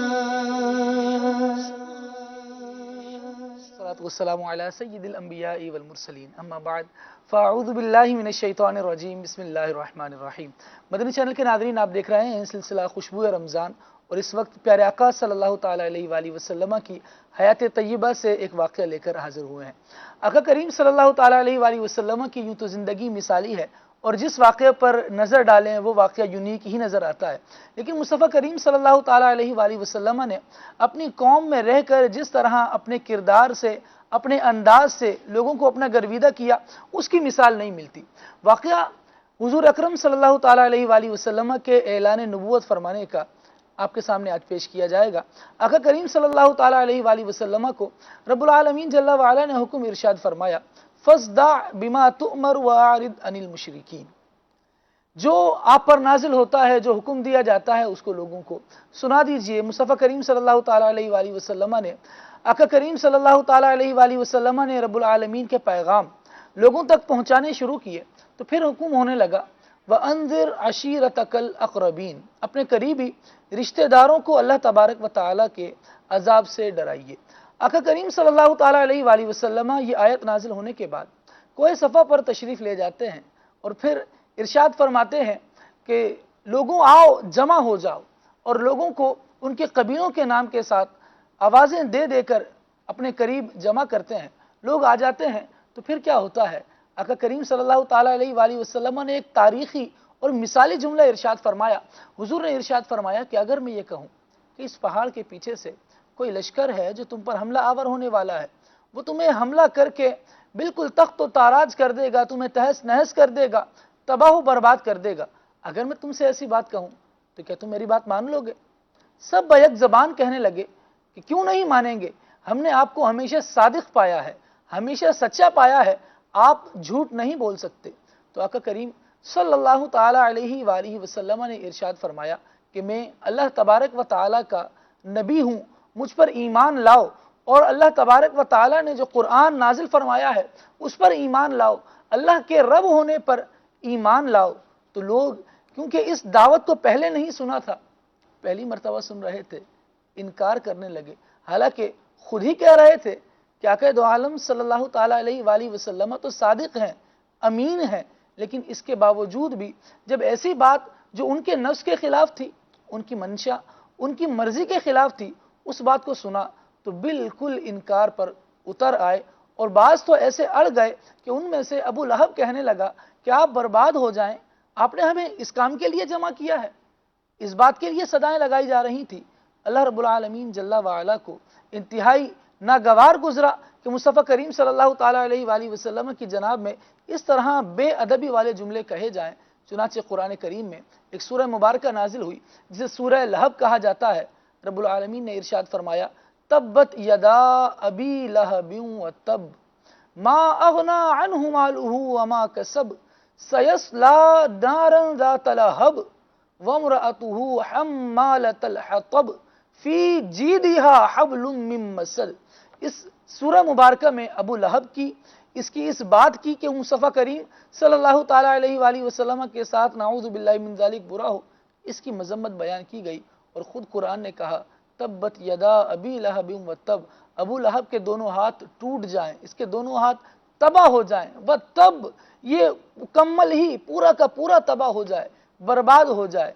मा अगना अन्हु मालुहु व मा कसब, इसका माल, اس کو کچھ کام نہ آئے جو اس نے کمایا ہے، اور پھر ایسا ہی ہوا۔ ہم نے دیکھا کہ مصطفیٰ کریم صلی اللہ تعالیٰ علیہ وآلہ وسلم کی مخالفت میں آنے والا، آقا کریم صلی اللہ تعالیٰ علیہ وآلہ وسلم کی مذمت کرنے والا، آقا کریم صلی اللہ تعالیٰ علیہ وآلہ وسلم کے لیے برے کلمات کہنے والا واقعتاً عبرت کا نشان بن گیا۔ مدنی چینل کے ناظرین، اس واقعے سے چند باتیں ہیں جو ہم سیکھ سکتے ہیں۔ ایک تو یہ کہ بندے کو اپنے آپ میں صاحب کردار ہونا چاہیے۔ اس وقت تو ابو لہب نے یہ سمجھا تھا کہ میں اگر منع کر دوں گا تو میرے پیچھے بڑی قوم ہے، یہ بھی منع کر دے گی اور دعوت قبول نہیں ہوگی دین کی، مصطفیٰ کریم صلی اللہ تعالیٰ علیہ وآلہ وسلم کا پیغام قبول نہیں کیا جائے گا۔ لیکن چونکہ سب جانتے تھے کہ صادق بھی یہی ہیں، امین بھی یہی ہیں، سچے بھی یہی ہیں، امانت دار بھی یہی ہیں، تو لوگوں کے پاس اس کے بغیر کوئی چارہ نہیں رہا۔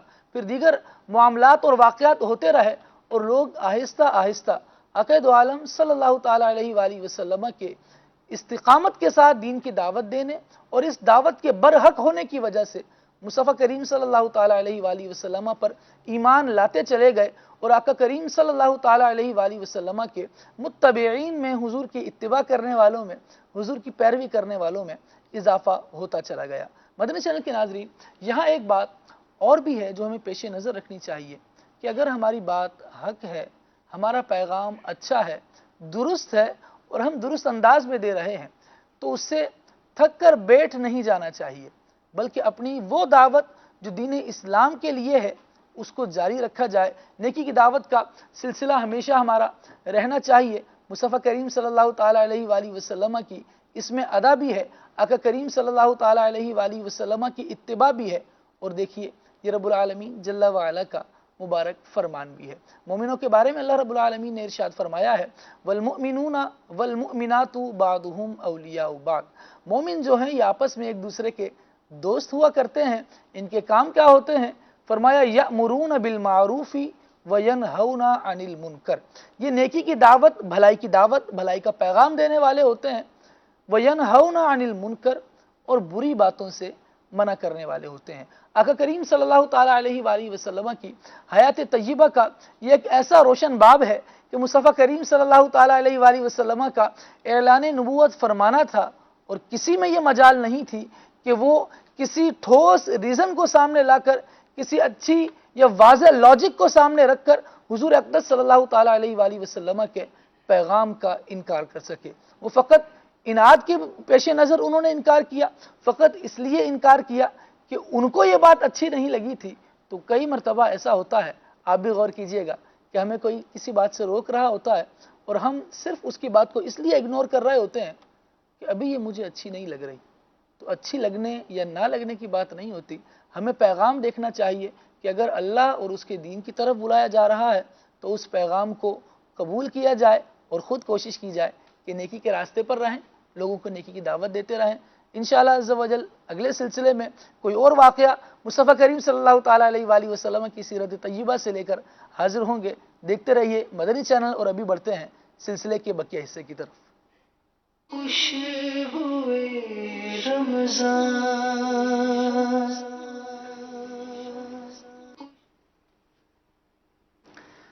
ماشاءاللہ سیرت طیبہ کا ایک واقعہ ہم نے سننے کی سعادت حاصل کی۔ اب آپ کو ہم دکھا رہے ہیں کہ کل باب المدینہ کے ایک علاقے میں جہاں پر ایک عوامی افطاری کا سلسلہ ہوتا ہے، وہاں پر ہم حاضر تھے اور کچھ مناظر ہم نے آپ کے لیے جمع کیے ہیں۔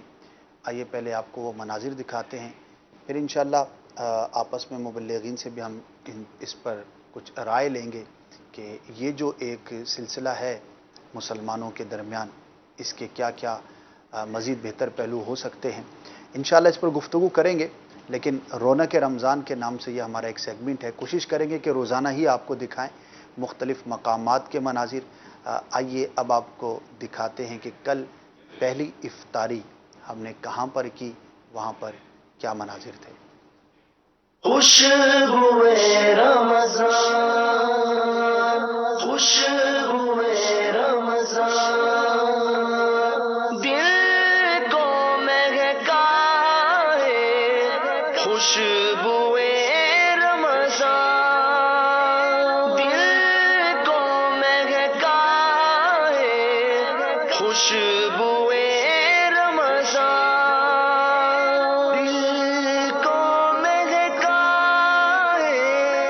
खुशबुए रमज़ान, खुशबुए रमज़ान, खुशबुए रमज़ान।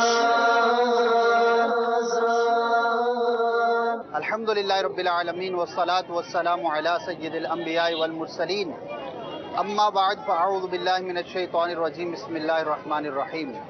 मदनी चैनल के नाज़रीन, इस वक्त हम बाबुल मदीना कराची फैज़ान मदीना के करीब हसन स्क्वायर एक जगह है, वहाँ पर मौजूद हैं। शरबत तकसीम किया जा रहा है और अब से कुछ देर के बाद अज़ान मगरिब के वक्त जब इफ्तार का टाइम होगा तो आप देखेंगे कि किस तरह से मुसलमान एक दूसरे की खैर खाही करते हुए इफ्तार कराते हैं। ये वो मनाजिर हैं जो दुनिया में कम जगहों पर देखने को मिलते होंगे।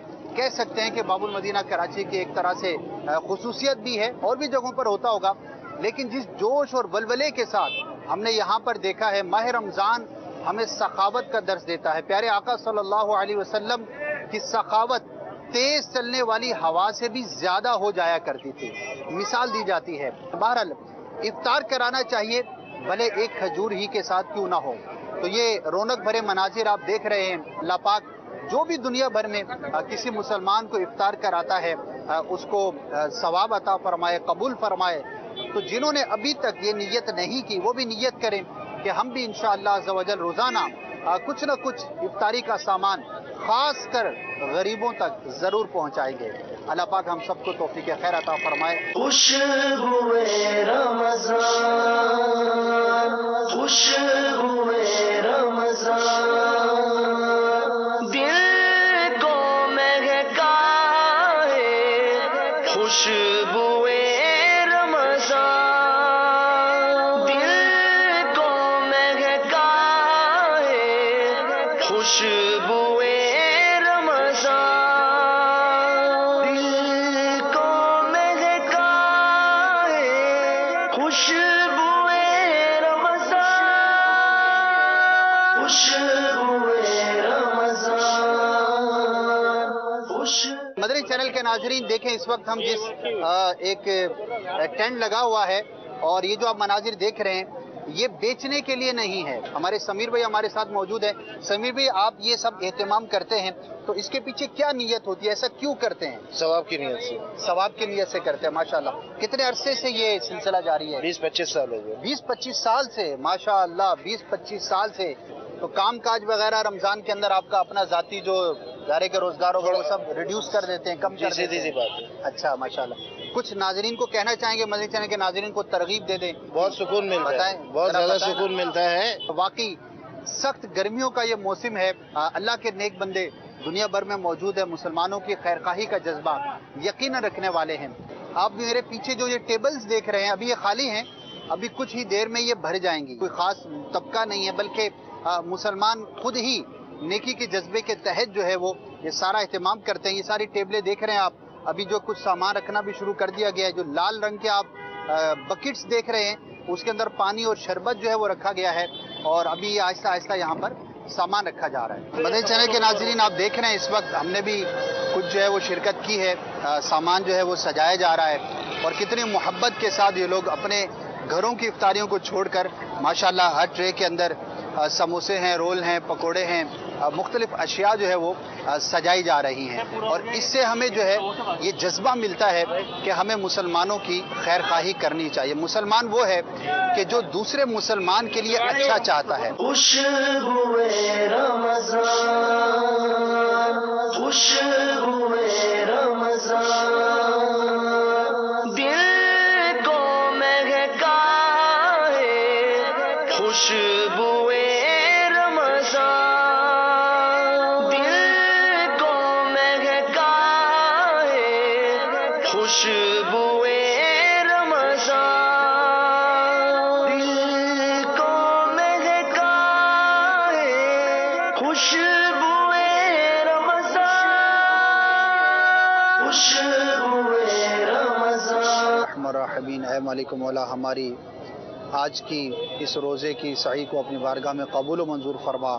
जिन भाइयों ने ये मुसलमानों की खैरखाही के लिए एहतमाम किया है, या अल्लाह उनकी कोशिशों को कबूल फरमा। ऐ मालिक मौला, यहाँ पर जो भी हाजिरीन हैं इनके दिलों की जायज़ ख्वाहिशात को, मुरादों को पूरा फरमा। वसल्लल्लाहु तआला अला खैर खल्क़ि मुहम्मद व अला आलिहि व अस्हाबिहि अजमईन बिरहमतिका या अरहमर राहिमीन। खुशबुए रमज़ान दिल को महकाए, खुशबुए रमज़ान दिल को महकाए। अल्हम्दुलिल्लाह इफ्तार का वक्त हो चुका, हमने भी इफ्तारी की सादत हासिल की। आप देख रहे हैं कि कसीर मुसलमानों ने यहाँ पर इफ्तारी की है।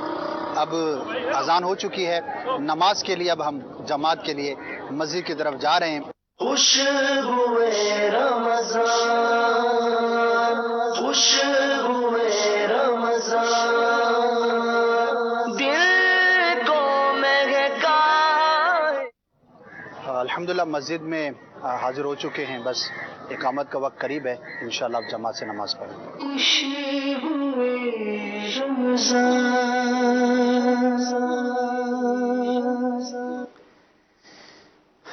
जी नाजरीन, हमने कोशिश की कि जो हम रिकॉर्ड कर सके वहाँ पर आपके लिए पेश किया जाए। जी इमरान भाई, आप भी बाबुल मदीना में बहुत अरसे से हैं जी। तो क्या कहेंगे बाबुल मदीना का ये जो कल्चर है, आपको कैसा फील होता है? पहले तो मैं ये अर्ज़ करूँगा कि मैं ये समझाऊँ कि शायद कोई अगर आपको इनवाइट करना चाहे इफ्तार पर तो सिलसिले में कॉल करके आपको दावत दे सकता है कि हम भी एहतमाम करते हैं, हमारे पास में तशरीफ़ लाएँ। ऐसा हो सकता है? बता दें आप। बिल्कुल हो सकता है।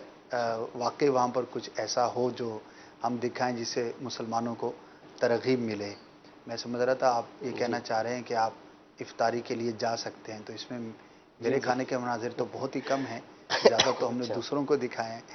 लेकिन कोई भी हमारा जो इरादा है, हम इंशाल्लाह ट्रेन में भी सफ़र करेंगे। वहाँ पर मुसलमान कैसे इफ्तारी करते हैं, इसी तरह बस स्टेशंस होते हैं, बस अड्डे होते हैं, वहाँ पर कैसे मुसलमान इफ्तारी करते हैं। एक कोशिश हमारी ये भी है, अल्लाह करे हम कामयाब हो जाएं, कि ये जो बकरियां चराने वाले होते हैं, गल्लाबानी जिसको बोलते हैं, चरवाहे जो होते हैं, कराची में तो आपको मुश्किल ही मिलेंगे। अतराफ में किसी ने बताया कुछ किलोमीटर का सफ़र है, 20-25 किलोमीटर का बाबुल मदीना से बाहर। अच्छा, तो उनके साथ कुछ वक्त गुजारा जाए कि ज़ाहिर है कि वो मेहनत करते हैं, शाम के वक्त बकरियां लेकर वापस आते हैं, तो उनके साथ इफ्तार की जाए। इसी तरह और भी जो जैसे अब ये समुंदर के अंदर जो मछली का काम करने वाले होते हैं, कश्तियाँ होती हैं, तो वो लोग भी तो इफ्तार करते होंगे, वो कैसे इफ्तार करते हैं। इसी तरह मुख्तलिफ जो है वो तबकात हर शोबे के अंदर तकरीबन हमें देखना पड़ेगा तो अच्छा हो जाएगा। तो जहाँ तक आपने ये कल्चर की बात की है तो अल्हम्दुलिल्लाह बाबुल मदीना इसमें बहुत ज़्यादा इन्वॉल्व नज़र आता है। यहाँ के लोग दिल खोल कर असद भाई खर्चा करते हैं। लेकिन इसके अलावा ओवरऑल भी अगर देखा जाए तो तकरीबन पूरे पाकिस्तान में और इस्लामी ममालिक में जो मुसलमान जहाँ भी है, तो बिलखुसूस चूँकि नबी करीम अलैहिस्सलाम माह रमज़ान में सखावत का दरिया आपका बहुत ज़्यादा जो है वो बहा करता था। हदीस पाक में है कि काना अजवदु मिनर रिहिल मुरसिला, सुब्हानअल्लाह, कि तेज़ आंधी चलने से भी ज़्यादा सखावत का दरिया हुज़ूर अलैहिस्सलाम का रमज़ान में बहा करता था।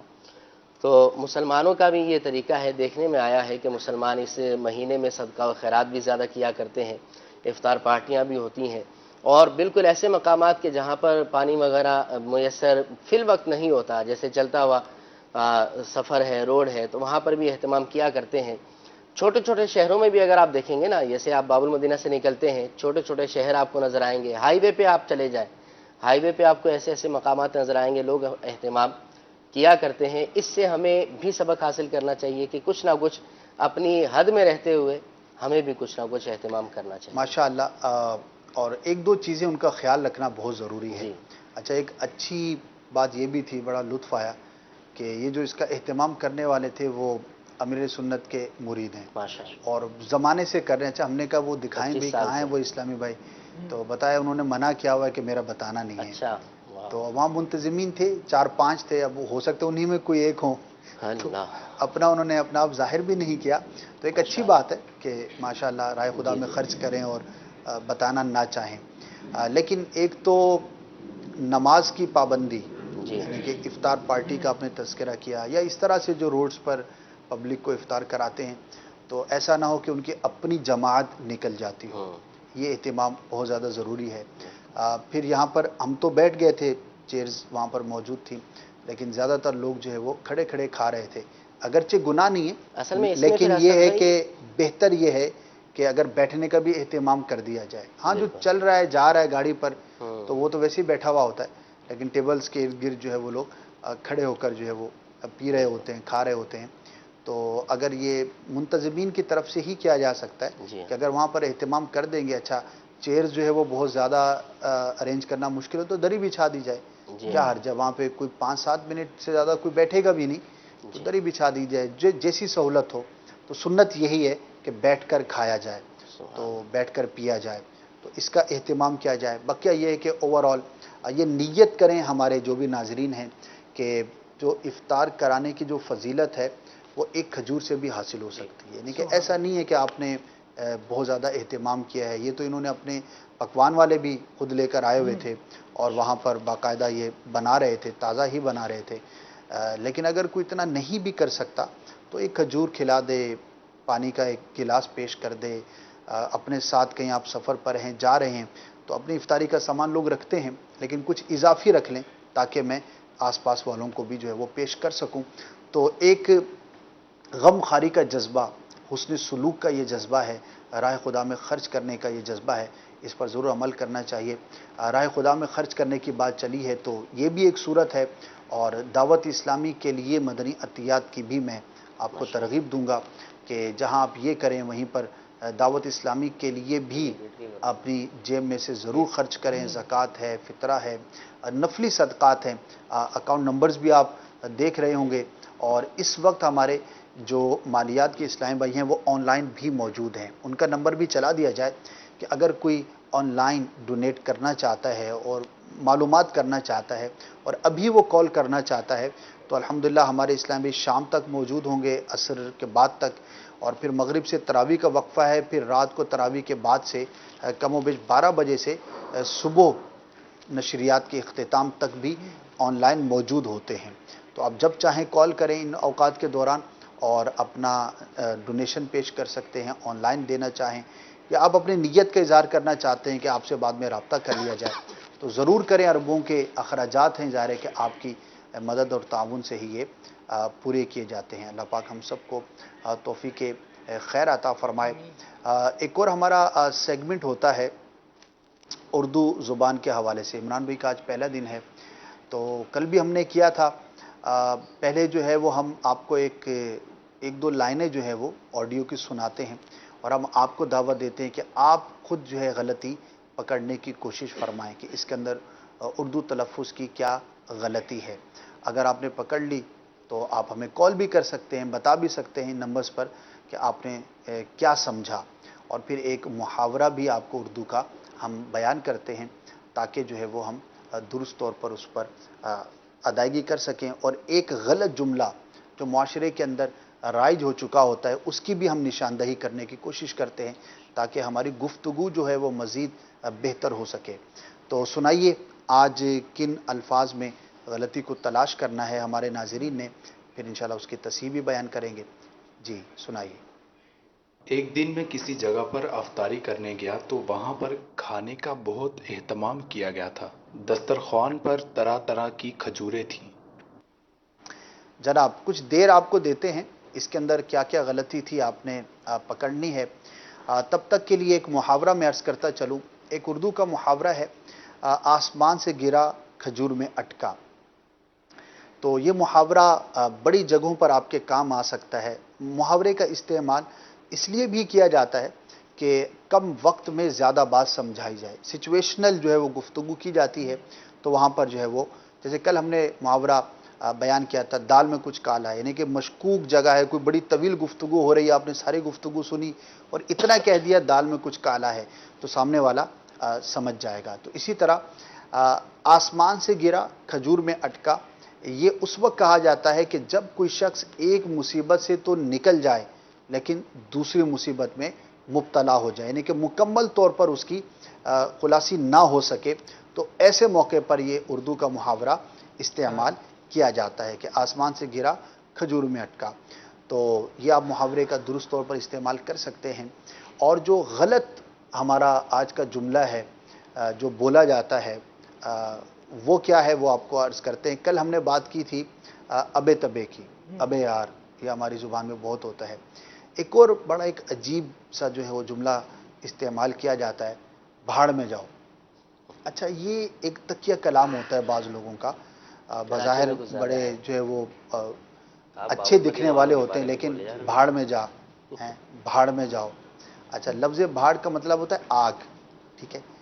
تو بیزاری کا اظہار کرنے کے لیے لوگ جو ہے وہ اس کا استعمال کرتے ہیں. اچھا اس سے ایک تو سامنے والے کی دل آزاری بھی ہو سکتی ہے کہ آپ نے اس کو جو ہے اس طرح سے مخاطب کیا, اور دوسرا یہ اچھا بھی نہیں لگتا. کیا کہتے ہیں عمران بھائی, اچھا لگے گا یہ؟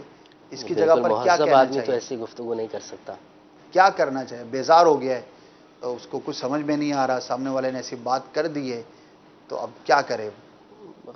یہی ہے کہ اعراض کر لے وہاں سے, چلا سچویشنل جائے. ہو سکتا ہے یہ کہ مطلب میری اس وقت کتنی برداشت کی کیپیسٹی ہے, کتنا میں برداشت کر سکتا ہوں. ورنہ بھاڑ میں جاؤ کے مترادفات کے طور پہ دفع ہو جاؤ, ہٹ جاؤ, دور ہو جاؤ, آپ رہنے دیں, یہ سارے اسی جگہ پر تقریباً استعمال ہو سکتے ہیں. لیکن اس وقت آپ کو کتنا غصہ آیا ہوا ہوتا ہے یہ اس پر بھی ڈیپینڈ کر رہا ہوتا ہے کہ آپ کے منہ سے کیا نکل رہا ہے جی, یا آپ کس مزاج یا کیفیات کے مالک ہیں. کیونکہ بہت سے لوگ ایسے ہوتے ہیں جو اپنے آپ کو چھپا لیتے ہیں, کیفیت تو اندر سے بالکل جل بھن کے کباب ہو رہی ہوتی ہے, لیکن وہ پھر بھی بیچارے مسکرا کر یار اور آپ رہنے ہونا دیں. بھی ایسے ہی چاہیے. یعنی کہ یہ جملے ہم نشاندہی اس لیے کر رہے ہیں کہ ہمیں ایک تو انڈیکیٹ ہو. اچھا بہت لوگ بات کر رہے ہوتے ہیں, انہیں احساس تک نہیں ہوتا. ایک قوم ہے, میں اس کا نام نہیں لوں گا, اشارہ بھی نہیں دوں گا, کہ اس قوم کے بارے میں مشہور ہے کہ وہ گالی بہت دیتی ہے. یعنی کہ بات بات میں گالی دیتے ہیں نا. تو ایک مبلغ تھے, وہ اس قوم میں چلے گئے بیچارے, بیان کر کے آ گئے, تو کہنے لگے کہ میری وہ تعریف کر رہے تھے اور اس کے اندر بھی جو ہے نا وہ اس طرح کے الفاظ استعمال ہے. یار کیا بات ہے, اور پھر ایک جو ہے نا وہ برا لفظ استعمال کیا, کیا بیان کیا ہے. یعنی وہ اس ایریے میں یا اس قوم میں گالیوں کا استعمال اتنا زیادہ ہے کہ کسی کی تعریف بھی کریں گے تو وہ گالی کے ساتھ مطلب گالی نکال کے بولیں گے کیا بات ہے تمہاری, اور اس کے آگے پیچھے جو ہوگا وہ گالی تو تکیہ کلام کے طور پہ ہو گئی, جی بالکل ایسا اور ہی اس ہے. کے بعد پھر جملہ کہہ دیا, پھر جملہ کہہ دیا. تو اب ان کو نہیں سمجھ پڑتی کہ یار میں سامنے والے کی تعریف کر رہا ہوں. اچھا وہ چونکہ مہذب دنیا کے آدمی تھے, تو وہ تو بیچارے کہنے لگے کہ میری پتہ نہیں تعریف کر رہے تھے یا کیا کر رہے تھے. تو بات کہنے کا مقصد یہ ہے کہ جو چیزیں اس طرح کی غلط ہوتی ہیں, اگر ہماری عادت میں ہوں گی تو کسی اچھے مقام پر بھی ہم جو ہے وہ اس کو ادا کر دیں گے, اور بڑا برا ہوگا. تو آج سے جو ہے اپنی ڈکشنری سے بھاڑ میں جا یہ جملہ جو ہے وہ نکال دیں. انشاءاللہ عز و جل اس سے آپ مہذب دکھیں گے اور اچھا فیل کریں گے. اور اگر یہ کسی کی زبان پر یہ جاری رہتا تھا تو کوشش کریں کہ اپنی زبان کے اندر اس کو نہ آنے دیں. اگر کالز ہوں, میسیجز ہوں تو بتا دیجئے گا, ورنہ ابھی جو جملے ہم نے آن ایئر کیے تھے اس میں جو اردو کی غلطی ہے وہ میں عرض کر دیتا ہوں. ابھی جو آپ نے جملے سنے اس کے اندر ایک تو افطار کا لفظ استعمال کیا گیا کہ میں افطار کرنے گیا. تو افطار نہیں ہے, درست لفظ ہے افطار, اور اسی سے ہے افطاری. افطاری بھی نہیں ہوگا اور افطار بھی نہیں ہوگا, بلکہ افطار ہوگا اور افطاری ہوگا. اصل میں تو یہ عربی کا لفظ ہے, لیکن اردو کے اندر ایک بڑی تعداد عربی کے الفاظ کی بھی ہے. تو ظاہر ہے کہ جب اس کا اوریجن عربک ہے تو اس لفظ کو اسی طرح سے استعمال کیا جائے گا. تو اس کو درست کر لیں. اور آج کل اس لفظ کا استعمال جو ہے وہ شب و روز ہو رہا ہوگا. افطاری میں کیا پکانا ہے کہتے ہوں گے, تو آج سے ہم کہیں گے افطاری میں کیا بنانا ہے یا کیا پکانا ہے, جو بھی ہے. اسی طرح لفظ استعمال کیا گیا اہتمام.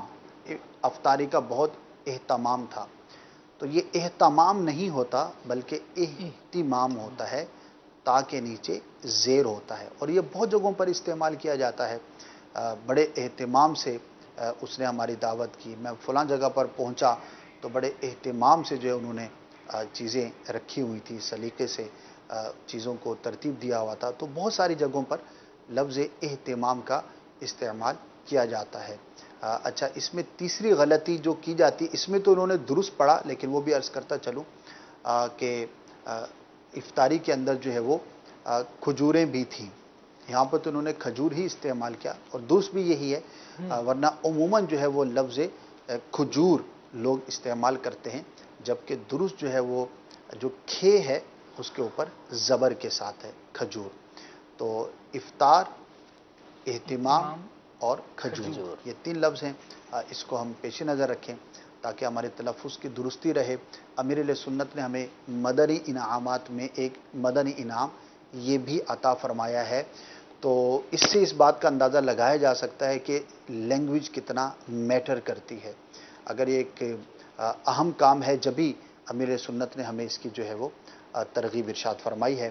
تو اللہ پاک ہماری زبان کو بھی درست فرمائے، اس کا تعلق ظاہر سے ہے، ہمارے باطن کو بھی پاکیزہ اور ستھرا فرمائے، ہم بولیں تو سامنے والا جو ہے وہ خوش ہو، اس کو اچھا محسوس ہو، اور اگر ہم کسی سے گفتگو کریں تو بھی ہماری گفتگو میں جو ہے وہ شائستگی ہونی چاہیے، خوبصورتی ہونی چاہیے، اور یہ طبیعت پر بھی بڑا اچھا اس کا امپیکٹ ہوتا ہے اگر کسی کا کلام خوبصورت ہوتا ہے، اور اگر گفتگو ہی بے تکی سی ہے تو خاص طور پر اگر آپ مبلغ ہیں، نیکی کی دعوت دینے جاتے ہیں اور آپ کی گفتگو ہی بڑی عجیب و غریب قسم کی ہے، الفاظ کی ترتیب ہی نہیں ہے، تو پھر آپ جو ہے وہ اتنا امپیکٹ سامنے والے پر ڈالنے میں شاید کامیاب نہ ہو سکیں۔ تو بہرحال اللہ پاک ہمیں توفیق عطا فرمائے۔ اب بڑھتے ہیں نیکسٹ سیگمنٹ کی طرف، اور وہ سیگمنٹ ہے یہ بھی سنت ہے، پیارے آقا مدینے والے مصطفیٰ صلی اللہ تعالی علیہ وآلہ وسلم کی جو سنتیں ہیں، دعوت اسلامی سنتیں عام کرنے والی مدنی تحریک ہے عاشقان رسول کی، تو ظاہر ہے کہ سنتیں جب ہم سمجھیں گے، سیکھیں گے تو ہی اس پر عمل کر سکیں گے۔ تو آئیے سنتے ہیں کہ آج مبلغ دعوت اسلامی ہمارے لیے کون سی سنت کا بیان فرما رہے ہیں۔ خوشبوئے رمضان، خوشبوئے الحمد للہ رب العالمین والصلاة والسلام علی سید الانبیاء والمرسلین، اما بعد فاعوذ باللہ من الشیطان الرجیم، بسم اللہ الرحمن الرحیم۔ مدنی چینل کے ناظرین، سلسلہ ہے خوشبوئے رمضان، اور اس کا ایک سیگمنٹ ہے یہ بھی سنت ہے۔ جی ہاں، اس سیگمنٹ میں ہم انشاءاللہ روزانہ ایک سنت مصطفیٰ صلی اللہ تعالیٰ علیہ وسلم آپ کے گوش گزار کریں گے، اور اللہ تعالیٰ ہمیں سنتوں پر عمل کرنے کی توفیق عطا فرمائے۔ سلسلے کا نام ہے خوشبوئے رمضان، تو اس مناسبت سے آج ہم جو سنت بیان کرنے جا رہے ہیں، اور وہ سنت ہے خوشبو لگانا۔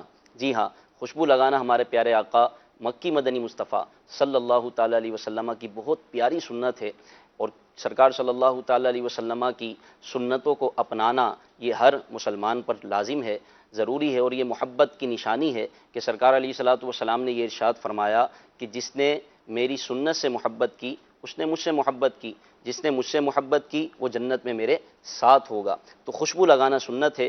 ہمارے میٹھے آقا سرکار صلی اللہ تعالیٰ علیہ وسلم بے حد خوشبو پسند فرماتے تھے، اور یہ اپنے غلاموں کے لیے سنت کو باقی رکھنے کے لیے سرکار علیہ الصلوۃ والسلام نے خوشبو کا استعمال فرمایا، وگرنہ اللہ تعالیٰ نے ہمارے پیارے آقا صلی اللہ تعالیٰ علیہ وسلم کو آپ کو یہ شان عطا فرمائی کہ آپ کا پسینہ بھی خوشبودار بنایا ہے۔ پیارے آقا علیہ الصلوۃ والسلام کے پسینے سے بھی خوشبوئیں آیا کرتی تھیں، اور حضور علیہ الصلوۃ والسلام کا یہ پسینہ مبارکہ خوشبودار تھا، اور سرکار علیہ الصلوۃ والسلام نے اپنے غلاموں کے لیے خوشبو کو استعمال فرمایا، خوشبو کو پسند فرمایا، اور عمدہ قسم کی خوشبو لگانا یہ بھی سنت مبارکہ ہے۔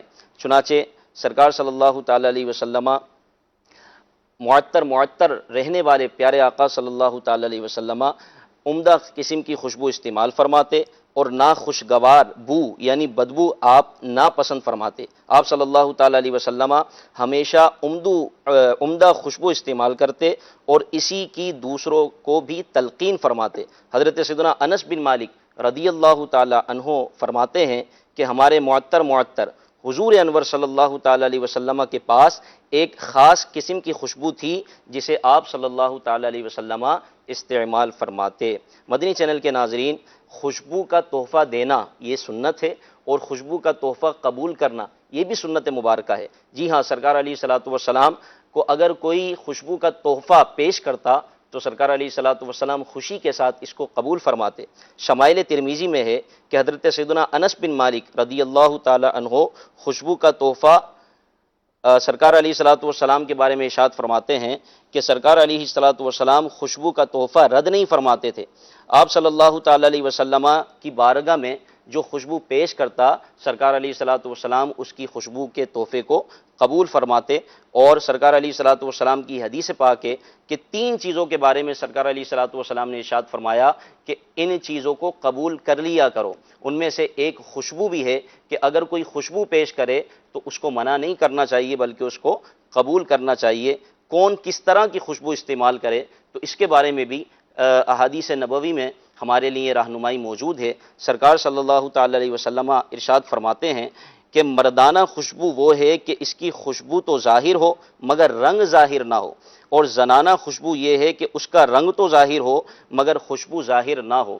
یعنی مردوں کے لیے تو حکم یہ ہے کہ اگر وہ خوشبو کا استعمال کریں تو ان کی خوشبو بھی جانی چاہیے اور ان کی خوشبو کی مہک دوسروں تک پہنچے، اس میں کوئی حرج نہیں ہے. لیکن اگر عورتیں خوشبو کا استعمال کریں تو ان کی خوشبو کی مہک غیر مردوں تک نہ پہنچنے پائے کہ اس سے سرکار صلی اللہ تعالی علیہ وسلم نے منع فرمایا. مدنی چینل کے ناظرین، خوشبو کی دھونی لینا بھی سرکار علیہ الصلوۃ والسلام سے ثابت ہے.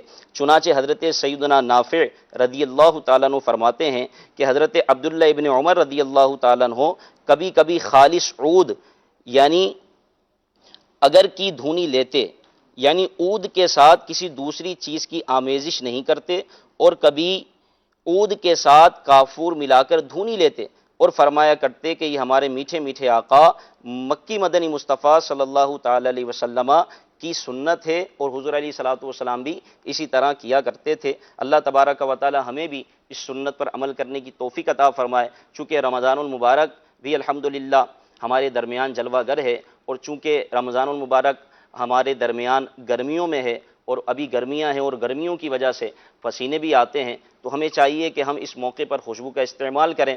جس سے بن سکے وہ خوشبو استعمال کریں اور اس پسینے کی بدبو سے بچیں، اور اس نیت سے استعمال کریں تاکہ دوسرے کو بھی میری خوشبو سے راحت پہنچے، اور تکلیف اور پسینے کی جو بدبو سے ایک ناخوشگوار ماحول بن جاتا ہے اس کو بھی دور کیا جا سکے. امام شافعی رحمۃ اللہ تعالی علیہ کا قول ہے کہ خوشبو استعمال کرنے سے عقل بڑھتی ہے. تو خوشبو استعمال کیجئے اور حضور علیہ الصلوۃ والسلام کی سنت پر عمل کیجئے کہ پیارے آقا صلی اللہ تعالی علیہ وسلم کی سنتوں پر عمل کرنے کی دنیا میں بھی برکتیں ملتی ہیں اور اخروی برکتیں بھی ہمیں انشاءاللہ حاصل ہوں گی.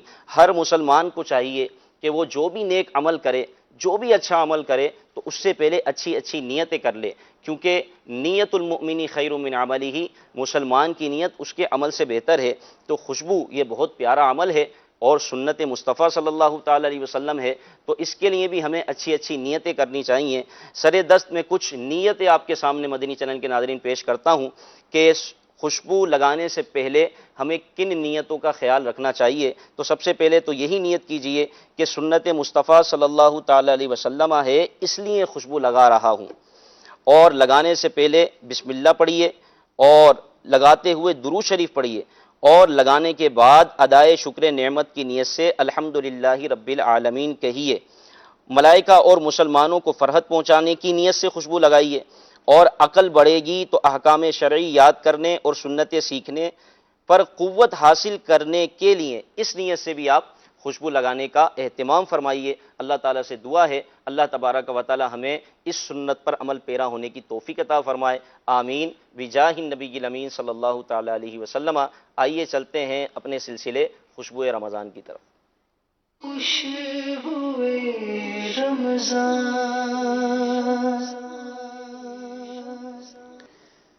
ماشاء اللہ، بڑی ہی پیاری سنت ہے جس کے بارے میں آج ہم نے سنا، اور ان دنوں میں اس پر عمل کرنا زیادہ اہم بھی یوں ہو جاتا ہے کہ گرمیوں کا موسم ہے، مساجد کے اندر خاص طور پر نمازوں کی کثرت ہوتی ہے، ویسے بھی آتے جاتے تو خوشبو کا استعمال کریں گے تو انشاءاللہ خود کو بھی فائدہ ہوگا اور دوسروں کو بھی اچھا محسوس ہوگا.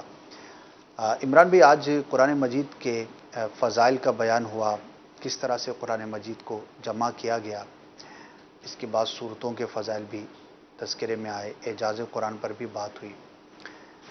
ایک مسلمان کو کس طرح سے ترغیب ملے کہ وہ قرآن پڑھنے کی طرف راغب ہو؟ قرآن کی طرف ترغیب حاصل کرنے کے لیے اسد بھائی میں یہ سمجھتا ہوں کہ اگر ایک مسلمان اس نظریے سے قرآن کو دیکھے کہ نبی کریم علیہ الصلوۃ والسلام کو اللہ تعالیٰ نے بے شمار معجزات عطا فرمائے، قرآن جو ہے وہ اعظم المعجزات میں سے ہے، یعنی سب سے بڑا معجزہ قرآن ہے۔ سبحان اللہ، دیگر جو معجزے ہوئے وہ ہم دیکھ نہیں سکتے، صحیح، قرآن کو ہم اپنی آنکھوں سے آج بھی دیکھ سکتے ہیں، یعنی یہ معجزہ حضور علیہ الصلوۃ والسلام کا ہمارے سامنے موجود ہے۔ اس نظریے سے بھی دیکھیں تو ترغیب قرآن کی طرف ہمیں حاصل ہوتی ہے۔ پھر دوسرا، اگر قرآن کے الفاظ پر ہم غور کریں، یہ وہ مقدس کلمات ہیں جو نبی پاک علیہ الصلوۃ والسلام کی پیاری پیاری زبان سے جاری ہو چکے ہیں، سبحان اللہ، اور زبان کے اور الفاظ جو ہیں وہ اپنی تاثیر رکھتے ہیں، وہ ایک الگ بات ہے کہ یہ کلام الہی ہے، بالکل تاثیر رکھتا ہے۔ لیکن اگر ایک عاشق رسول، ایک مسلمان اس نظریے سے دیکھے کہ یہ وہ مقدس الفاظ ہیں، یہ وہ مقدس کلمات ہیں، یہ وہ مقدس حروف ہیں جو حضور علیہ الصلوۃ والسلام نے ایک بار نہیں کئی بار دہرائے ہیں، تو پھر ان الفاظ کی تقدیس کا، ان حروف کے کمال کا کیا عالم ہوگا۔ اگر ایسا بھی ہم نظریے سے دیکھیں تو قرآن کی طرف ہماری جو ہے رغبت مزید بڑھ سکتی ہے۔ مزید اس کے بعد یہ ہے کہ قرآن کو اگر ہم ترجمے کے ساتھ پڑھیں، کیونکہ نزول قرآن کا مقصد یہ ہے کہ لِتُخْرِجَ النَّاسَ مِنَ الظُّلُمَاتِ إِلَى النُّورِ، تاکہ ہم قرآن سے جو ہے جہالت کے اندھیرے کو دور کریں اور علم کی روشنی کو حاصل کریں۔ روزانہ اپنا معمول بنائیں کہ کچھ نہ کچھ ہم جو ہے تفسیر کے ساتھ پڑھیں، جیسے مدنی انعامات میں امیر اہل سنت نے بھی فرمایا ہے کہ 3 آیات کم از کم ہم پڑھ لیں۔ آپ نے بھی اس کی ترغیب ارشاد فرمائی، مبلغین نے بھی اس کے بارے میں ارشاد فرمایا ہے۔ تو روزانہ اگر ایک آیت ہم پڑھ لیں گے تو انشاءاللہ ہمیں یہ اس طرف موٹیویشن ملتی رہے گی، ذہن بنتا رہے گا۔ علم جو ہے بندے کی رہنمائی کرتا ہے۔ بعض لوگ حافظ نہیں ہوتے، جی، دیکھ کے پڑھتے ہیں، تو دیکھ کر پڑھنے کی بھی کوئی برکت ہے؟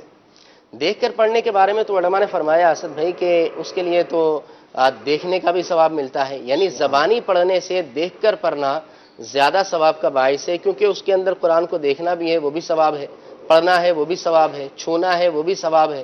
تو یہ دیکھ کر پڑھنا اور ہاتھ میں لے کر پڑھنے کی تو زیادہ فضیلت بیان کتنی کی یعنی گئی ہے۔ ایک خوبصورت بات ہے نا، اور کتنی لطف والی بات ہے، جی، یعنی کہ ایسی کتاب کہ جس کو فقط آپ یعنی سامنے رکھ کے دیکھتے رہیں محبت سے واہ، اور ثواب کماتے رہیں۔ سبحان اللہ، کیا بات مس کیا، ٹچ کیا تو بھی ثواب ہے، اچھا ساتھ میں پڑھ رہے ہیں اللہ، تو اس کی اور برکت ہے۔ دنیا کی اور کسی بھی کتاب کی یہ فضیلت نہیں ہے کہ خالی دیکھ کر جو ہے نا اسے، یعنی چند چیزیں ایسی ہیں کہ جس کو دیکھنا جو ہے وہ عبادت ہے، جی، جیسے کعبۃ اللہ شریف ہے، اور اللہ پاک سب کو یہ سعادت عطا فرمائے آمین آمین، کہ جب مطاف کے اندر کوئی شخص بیٹھا ہوا ہو اور کعبہ اس کے سامنے ہو، تو فقط ٹکٹکی باندھ کر جب وہ اس کو دیکھ رہا ہوتا ہے تو اس دیکھنے کا جو لطف ہے وہ بیان نہیں کیا جا سکتا۔ کعبے کی جو سیاہی کی نورانیت ہے غلاف کعبہ کی، تو اس سیاہی میں جو اٹریکشن ہے، کیا بات ہے اس کی۔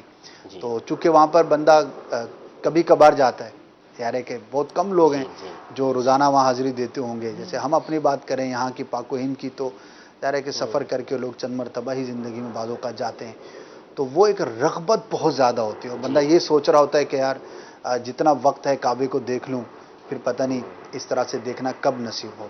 تو وہ اگر محبت قرآن کے بارے میں بھی دل میں ہو کہ یار یہ قرآن چونکہ آسانی سے اویلیبل ہے، تو شاید ہم اتنا اس کی طرف راغب نہیں ہو پاتے، ورنہ رب عز و جل کا کلام ہے، آخری کتاب، اتنا شاندار معجزہ ہے۔ قرآن پاک کو تو صرف بندہ اٹھائے اور محبت کے ساتھ اس کو دیکھے نا، وہ جو ارشاد فرمایا نا کہ قرآن کی تلاوت سے دل کا زنگ دور ہوتا ہے، بزرگان دین نے یہ بھی فرمایا کہ قرآن کی زیارت سے بھی دل کا زنگ دور ہوتا ہے۔ سبحان اللہ، بندہ اس کو دیکھتا ہے، کئی مرتبہ ایسا ہوتا ہے بس قرآن لے کر وہ بیٹھا ہے محبت کے ساتھ، اس نیت سے، اس احساس کو لیے کہ یہ میرے رب کا کلام ہے، اس کو دیکھ رہا ہے، اس کی آنکھوں سے آنسو جاری ہو جاتے ہیں۔ کئی مرتبہ جس کو معانی و مفاہیم سمجھ میں نہیں آ رہا ہے، اس کا ترجمہ نہیں آتا ہے، تفسیر نہیں آتی، وہ صرف محض عبارت پڑھ رہا ہوتا ہے، صرف تلاوت اس کی کر رہا ہے، لیکن اس کا مضمون ایک ایسی روحانیت رکھتا ہے کہ وہ پڑھتے پڑھتے بندے کے آنسو جاری ہو جاتے ہیں، اس کو خود سمجھ نہیں آ رہا ہوتا میں کیوں رو رہا ہوں، میری آنکھوں سے کیوں آنسو نکل رہے ہیں، لیکن وہ ساتھ ساتھ اس کیفیت کو ضرور محسوس کرتا ہے کہ ان آنسوؤں کے نکلنے سے میرے دل میں ایک سکون داخل ہو رہا ہے۔ بے شک، اور یہ جو برکت آپ نے جو کہا پڑھنا، تو یہ کتنی ایک خوبصورت بات ہے کہ آپ سب ماشاءاللہ मदनी हैं और बीसियों सैकड़ों किताबें आपने पढ़ी होंगी, पढ़ने पढ़ाने से ताल्लुक़ रहा। कितनी ही दिलचस्प किताब क्यों ना हो, यानी कि बहुत ही दिलचस्प किताब है, best selling book in the world. वो ज़्यादा से ज़्यादा बंदा 2 दफ़ा पढ़ लेगा या 3 दफ़ा पढ़ लेगा। 2-3 दफ़ा के बाद तो उसको अगर कोई मार के ही पढ़ाएगा तो वो पढ़ेगा, वरना कहेगा भाई नहीं पढ़ने की। लेकिन कुरान को हम बचपन से सुन रहे हैं और पढ़ रहे हैं, और वाकई ये इसकी एक बरकत है, एक फजीलत है, खुसूसियत है कि इसको जितना बार बार पढ़ा जाता है उतना ज़्यादा लुत्फ़ आता है। तो ये वो एक अल्लाह पाक की एक अलामतें हैं, एक खुसूसी इनायतें हैं कि जिसको आज भी हम फील कर सकें। यानी कि ये कितनी बड़ी एक बात है जो हम कर रहे हैं, वाकई हकीकत पर मबनी है कि दुनिया की किसी भी किताब को आप नहीं पढ़ पाते। पढ़ने की तौफीक मिलना भी एक बहुत बड़ी बात है ना जी। अब जैसे हम फ़ज़ाइल तो बयान कर रहे हैं, यकीनन ये फ़ज़ाइल सुनकर जहन तो जो है ना वो उस तरफ राग़िब होगा कि हम पढ़ें, लेकिन ये तौफीक इलाही के बगैर मुमकिन नहीं है। बेशक मैं ये समझता हूँ कि पहले हम दुआ करें रब की बारगाह में कि बारी ताला हमें कुरान पढ़ने की तौफीक अता फरमा। बेशक जब अल्लाह ताला की तरफ से तौफीक मिलेगी तो इंशाअल्लाह पढ़ना भी नसीब होगा। दुआ भी तो है ना, अला तिलावतिल कुरान, उससे पहले क्या अल्फाज है, मशहूर दुआ है तिलावतिल कुरान, अल्लाहुम्मा अइन्नी अला दिक्रिका व शुक्रिका व तिलावतिल कुरान व हुस्न इबादतिका। पता नहीं तिलावत कुरान रिवायत में अल्फाज हैं या नहीं। बहरहाल दुआ की बात चली है तो दुआ करनी चाहिए। वाकई इमाम गज़ाली रहमतुल्लाह ताला अलैह ने भी इबादत के चैप्टर के अंदर ये लिखा है कि जहाँ पर बंदा उसके फ़ज़ाइल पर नज़र रखे वहीं पर रब की बारगाह में दुआ भी करे कि या अल्लाह अज़्ज़ व जल तू मुझे इस काम की जो है वो तौफीक अता फरमा। बड़ी बात है कि कुरान पाक अपने पढ़ने वाले की शफाअत करेगा, सुभान अल्लाह। और इस तरह करेगा कि अल्लाह की बारगाह में हाजिर होगा और अर्ज़ करेगा बारी ताला मैंने इसको सोने से बाज रखा, ये कुरान पाक पढ़ता था, इसको सोने नहीं दिया, सोने से बाज रखा, मेरी शफाअत इसके हक में कबूल फरमा, और वो मकबूल शफाअत होगी। यानी अल्लाह ताला उस कुरान पाक की शफाअत उस पढ़ने वाले के हक में कबूल फरमाएगा। और फिर देखिए तरगीब के लिए फ़ज़ाइल अल्हम्दुलिल्लाह होते हैं। सूरह मुल्क के बारे में आला हज़रत ने अल-मलफूज़ में लिखा है कि सूरह मुल्क जो पढ़ने का आदी होता है रोज़ाना रात को, तो अल्लाह तबारक व तआला उसकी मग़फ़िरत फरमाएगा, उसके अज़ाब क़ब्र में तख़फ़ीफ़ फरमाएगा। तो सूरह मुल्क के बारे में आता है कि चूँकि हमारे मरने के बाद आमाल मुतशक्किल हो जाएंगे, अल्लाह ताला उनको शक्ल और जिस्म अता फरमाएगा। तो सूरह मुल्क की फ़जीलत मैं आपको बयान कर रहा हूँ कि सूरह मुल्क के बारे में यह आता है कि सूरह मुल्क अल्लाह की बारगाह में हाजिर होगी और अर्ज़ करेगी बारी ताला मैं तेरे कलाम का हिस्सा थी, तू मेरे पढ़ने वाले के हक में मेरी शफाअत कबूल फरमा, और अगर तू शफाअत नहीं कबूल फरमाता तो मुझे अपने कलाम से निकाल दे। तो अल्लाह तबारक व तआला उसकी शफाअत उसके पढ़ने वाले के हक में कबूल फरमाएगा। यानी जो हमारी शफाअत का ज़रिया है, अगर हम उसको भी नहीं पढ़ेंगे तो फिर क्या पढ़ेंगे। यानी जो अब बख्शिश का ज़रिया है, तो अल्लाह ताला तो ये तो वैसे ही अशर रहमत है, अल्लाह ताला की रहमत उरूज पर है। तो हमें चाहिए कि कुरान पाक की तरफ माइल हों और ऐसे माइल हों कि ज़िंदगी का हिस्सा बन जाए। माशाअल्लाह, ये भी तो इसकी फजीलत है ना कि जो तिलावत कुरान करता है और दुआ में मशगूल नहीं रह पाता तो अल्लाह तबारक व तआला उसको मांगने वालों से भी ज़्यादा अता फरमाता है। लेकिन असद भाई ये उसके लिए है कि जो वाक़यातन कुरान को टाइम देता हो, जी, कुरान पढ़ता हो। यानी ये नहीं है कि हम दुआ की तरफ बिल्कुल ही ना आ जाएं और फिर इस हदीस को रखें, तो शायद ये उसके लिए नहीं होगा। यानी जो वाफर अपना वक्त देता हो कुरान की तिलावत के लिए, तो उसको वक्त ही नहीं मिलता दुआ करने के लिए, हाँ, तो अल्लाह तबारक व तआला उसकी वो हाजात भी पूरी रात को तिलावत करने की बात की है हमारे गुलाम मोहिउद्दीन भाई ने। सूरह वाक़िया की फजीलत में भी ये आता है कि जो एक तो इसकी फजीलत में ये है कि जो रात में इसको पढ़ा करेगा अल्लाह ताला रिज़्क़ की कुशादगी उसको अता फरमाएगा, सुभान अल्लाह, उसको वाफर रिज़्क़ अता फरमाएगा। फिर सूरह मुल्क के बारे में भी है ये कि जब जब कब्र में उसको दाखिल किया जाएगा, अज़ाब कब्र से भी इसको बचाएगी। दीगर सूरतों की भी फजीलत कुरान में बयान, अहादीस में बयान की गई। सुभान अल्लाह। एक तो वो है जो पढ़ सकता है ना, पढ़ने पे कादिर है, पढ़ रहा है, अल्लाह ताला उसको सवाब अता फरमाएगा। और एक वो है जिसकी ज़बान में लुकनत है, जो पढ़ने की कोशिश करता है लेकिन सही तरीके से पढ़ नहीं पाता, अल्लाह ताला ऐसे को डबल सवाब अता फरमाता है। यानी रब की रहमत है कि जो पढ़ने की कोशिश कर रहा है लेकिन तलफ़्फ़ुज़ पर सही कादिर नहीं है, लेकिन कोशिश कर रहा है और मोहब्बत से पढ़ रहा है कुरान पाक, तो अल्लाह तबारक व तआला उसको दुगना सवाब अता फरमाता है। सुभान अल्लाह अल्लाह। हमें कुरान पढ़ने वाला बनाए। आमीन। ऐसी तरावी की जगह तलाश करनी चाहिए ना, जी जी बिल्कुल, जहाँ पर अच्छे से पढ़ा जाता हो, ऐसा सही पढ़ा जाता हो ठहर कर पढ़ा जाता हो, तालमुना ना किया जो समझ में भी आता हो है। ये हमने कल भी तरगीब दी थी, आज दोबारा पेश कर रहे हैं कि अगर हमारा मुआशरा, क्योंकि डिमांड एंड सप्लाई पर ही दुनिया चलती है ना, जैसी डिमांड होगी वैसे अफराद जो है वो زیادہ پروڈیوس ہوں گے. تو چونکہ بدقسمتی کہیں گے کہ ایک بڑی تعداد لوگوں کی اس چیز کو پسند کرتی ہے کہ بس 20-25 منٹ میں ہم فارغ ہو جائیں, تو پھر حفاظ بھی اسی طرح کرنے کی کوشش کرتے ہیں جو کرتے ہیں. تراویح کے اندر سمجھنے کے لیے اسد بھائی ایک طریقہ یہ بھی میں سمجھتا ہوں کہ جو سپارہ تراویح میں پڑھا جانا ہے نا, ہم پہلے سے اس کو پڑھ کر جائیں. جی, اگر ہم پہلے سے اس کو پڑھ کر جائیں گے تو پھر ہمیں مزید زیادہ اچھے انداز میں سمجھ میں آئے. جی, بعض اوقات آیتیں ہوتی ہیں جو بندے نے سنی ہوتی ہیں, تو وہ جب حافظ صاحب پڑھتے ہیں تو رغبت مزید بڑھ بھی جاتی ہے. تو کیا خوب ہو کہ بات ساری ذوق کی ہے, شوق کی ہے کہ حافظ کو یہ لوگ کہہ رہے ہوں کہ حافظ صاحب آج 25 منٹ میں ختم کر دیے, پلیز 5-10 منٹ اور لگا لیتے. تو کیا ہی بات تھی, ہم نماز میں ہوتے اور قرآن سنتے. تو اگر ہمارا فیڈ بیک ایسا ہو جائے گا تو پھر ڈیفینیٹ ہے کہ پھر حفاظ بھی ایسے ہی ہمیں ملیں گے کہ جو ٹھہر ٹھہر کر مزید خوبصورت انداز پر پڑھیں گے. میں نہیں کہتا کہ سب ایسا پڑھتے ہیں, بعض جگہ باب المدینہ میں اس حوالے سے بھی کئی قاری ہیں جو شہرت رکھتے ہیں اپنے علاقوں کے اندر کہ یار یہ بڑا اچھا پڑھتے ہیں اور صاف پڑھتے ہیں, ٹھہر ٹھہر کر پڑھتے ہیں. تو ان کو سننے والوں کی بھی ایک تعداد بن جاتی ہے اور وہ پھر بڑے دونوں ہی ایزی ہوتے ہیں. تو اللہ پاک ہمیں قرآن سے محبت عطا فرمائے اور اس کو درست پڑھنا, اس کو سمجھنا اور اس پر عمل کرنے کی بھی توفیق عطا فرمائے. صحابہ کرام کے بارے میں آتا ہے, روایت میں ہے کہ وہ سرکار صلی اللہ علیہ وسلم سے جب ایک یا چند آیتیں سیکھ لیتے تو تب تک اگلی آیتیں نہ سیکھتے جب تک ان پر عمل نہ کر لیتے. یعنی کہ وہ قرآن پڑھتے بھی تھے, سمجھتے بھی تھے اور قرآن کے عامل بھی ہوتے تھے. ان کا یہ جذبہ ہوتا تھا کہ جتنا قرآن ہم نے پڑھا ہے, سیکھا ہے, اس پر ہمارا عمل بھی ہونا چاہیے. تو اللہ پاک ہمیں صحابہ کرام کے اس جذبے کا بھی صدقہ عطا فرمائے. ہمارے سلسلے کا وقت اختتام کو پہنچا. ہم تو اجازت چاہیں گے, لیکن مدنی چینل کی نشریات آپ کے ساتھ موجود ہیں. مزید سلسلے آپ کو انشاءاللہ دیکھنے کو ملیں گے. دن 12 بجے روزانہ صحیح قرآن سیکھنے پر مشتمل ہمارا سلسلہ ہوتا ہے. تجوید کے مطابق قاری صاحب جو ہے وہ پڑھاتے ہیں. تو 30 دن کے اندر آپ چاہیں تو اس میں شامل رہیں. انشاءاللہ عز و جل درست پڑھنا بھی آپ کو سیکھنے کا موقع ملے گا. اللہ پاک ہم سب کو جو کچھ سنا اس پر عمل کرنے کی توفیق عطا فرمائے. آمین بجاہ النبی الامین صلی اللہ تعالی علیہ وآلہ وسلم. صلو علی الحبیب صلی اللہ علی محمد صلی اللہ دل کو مہکاتی خوشبوئے رمضان, دل کو مہکاتی خوشبوئے رمضان.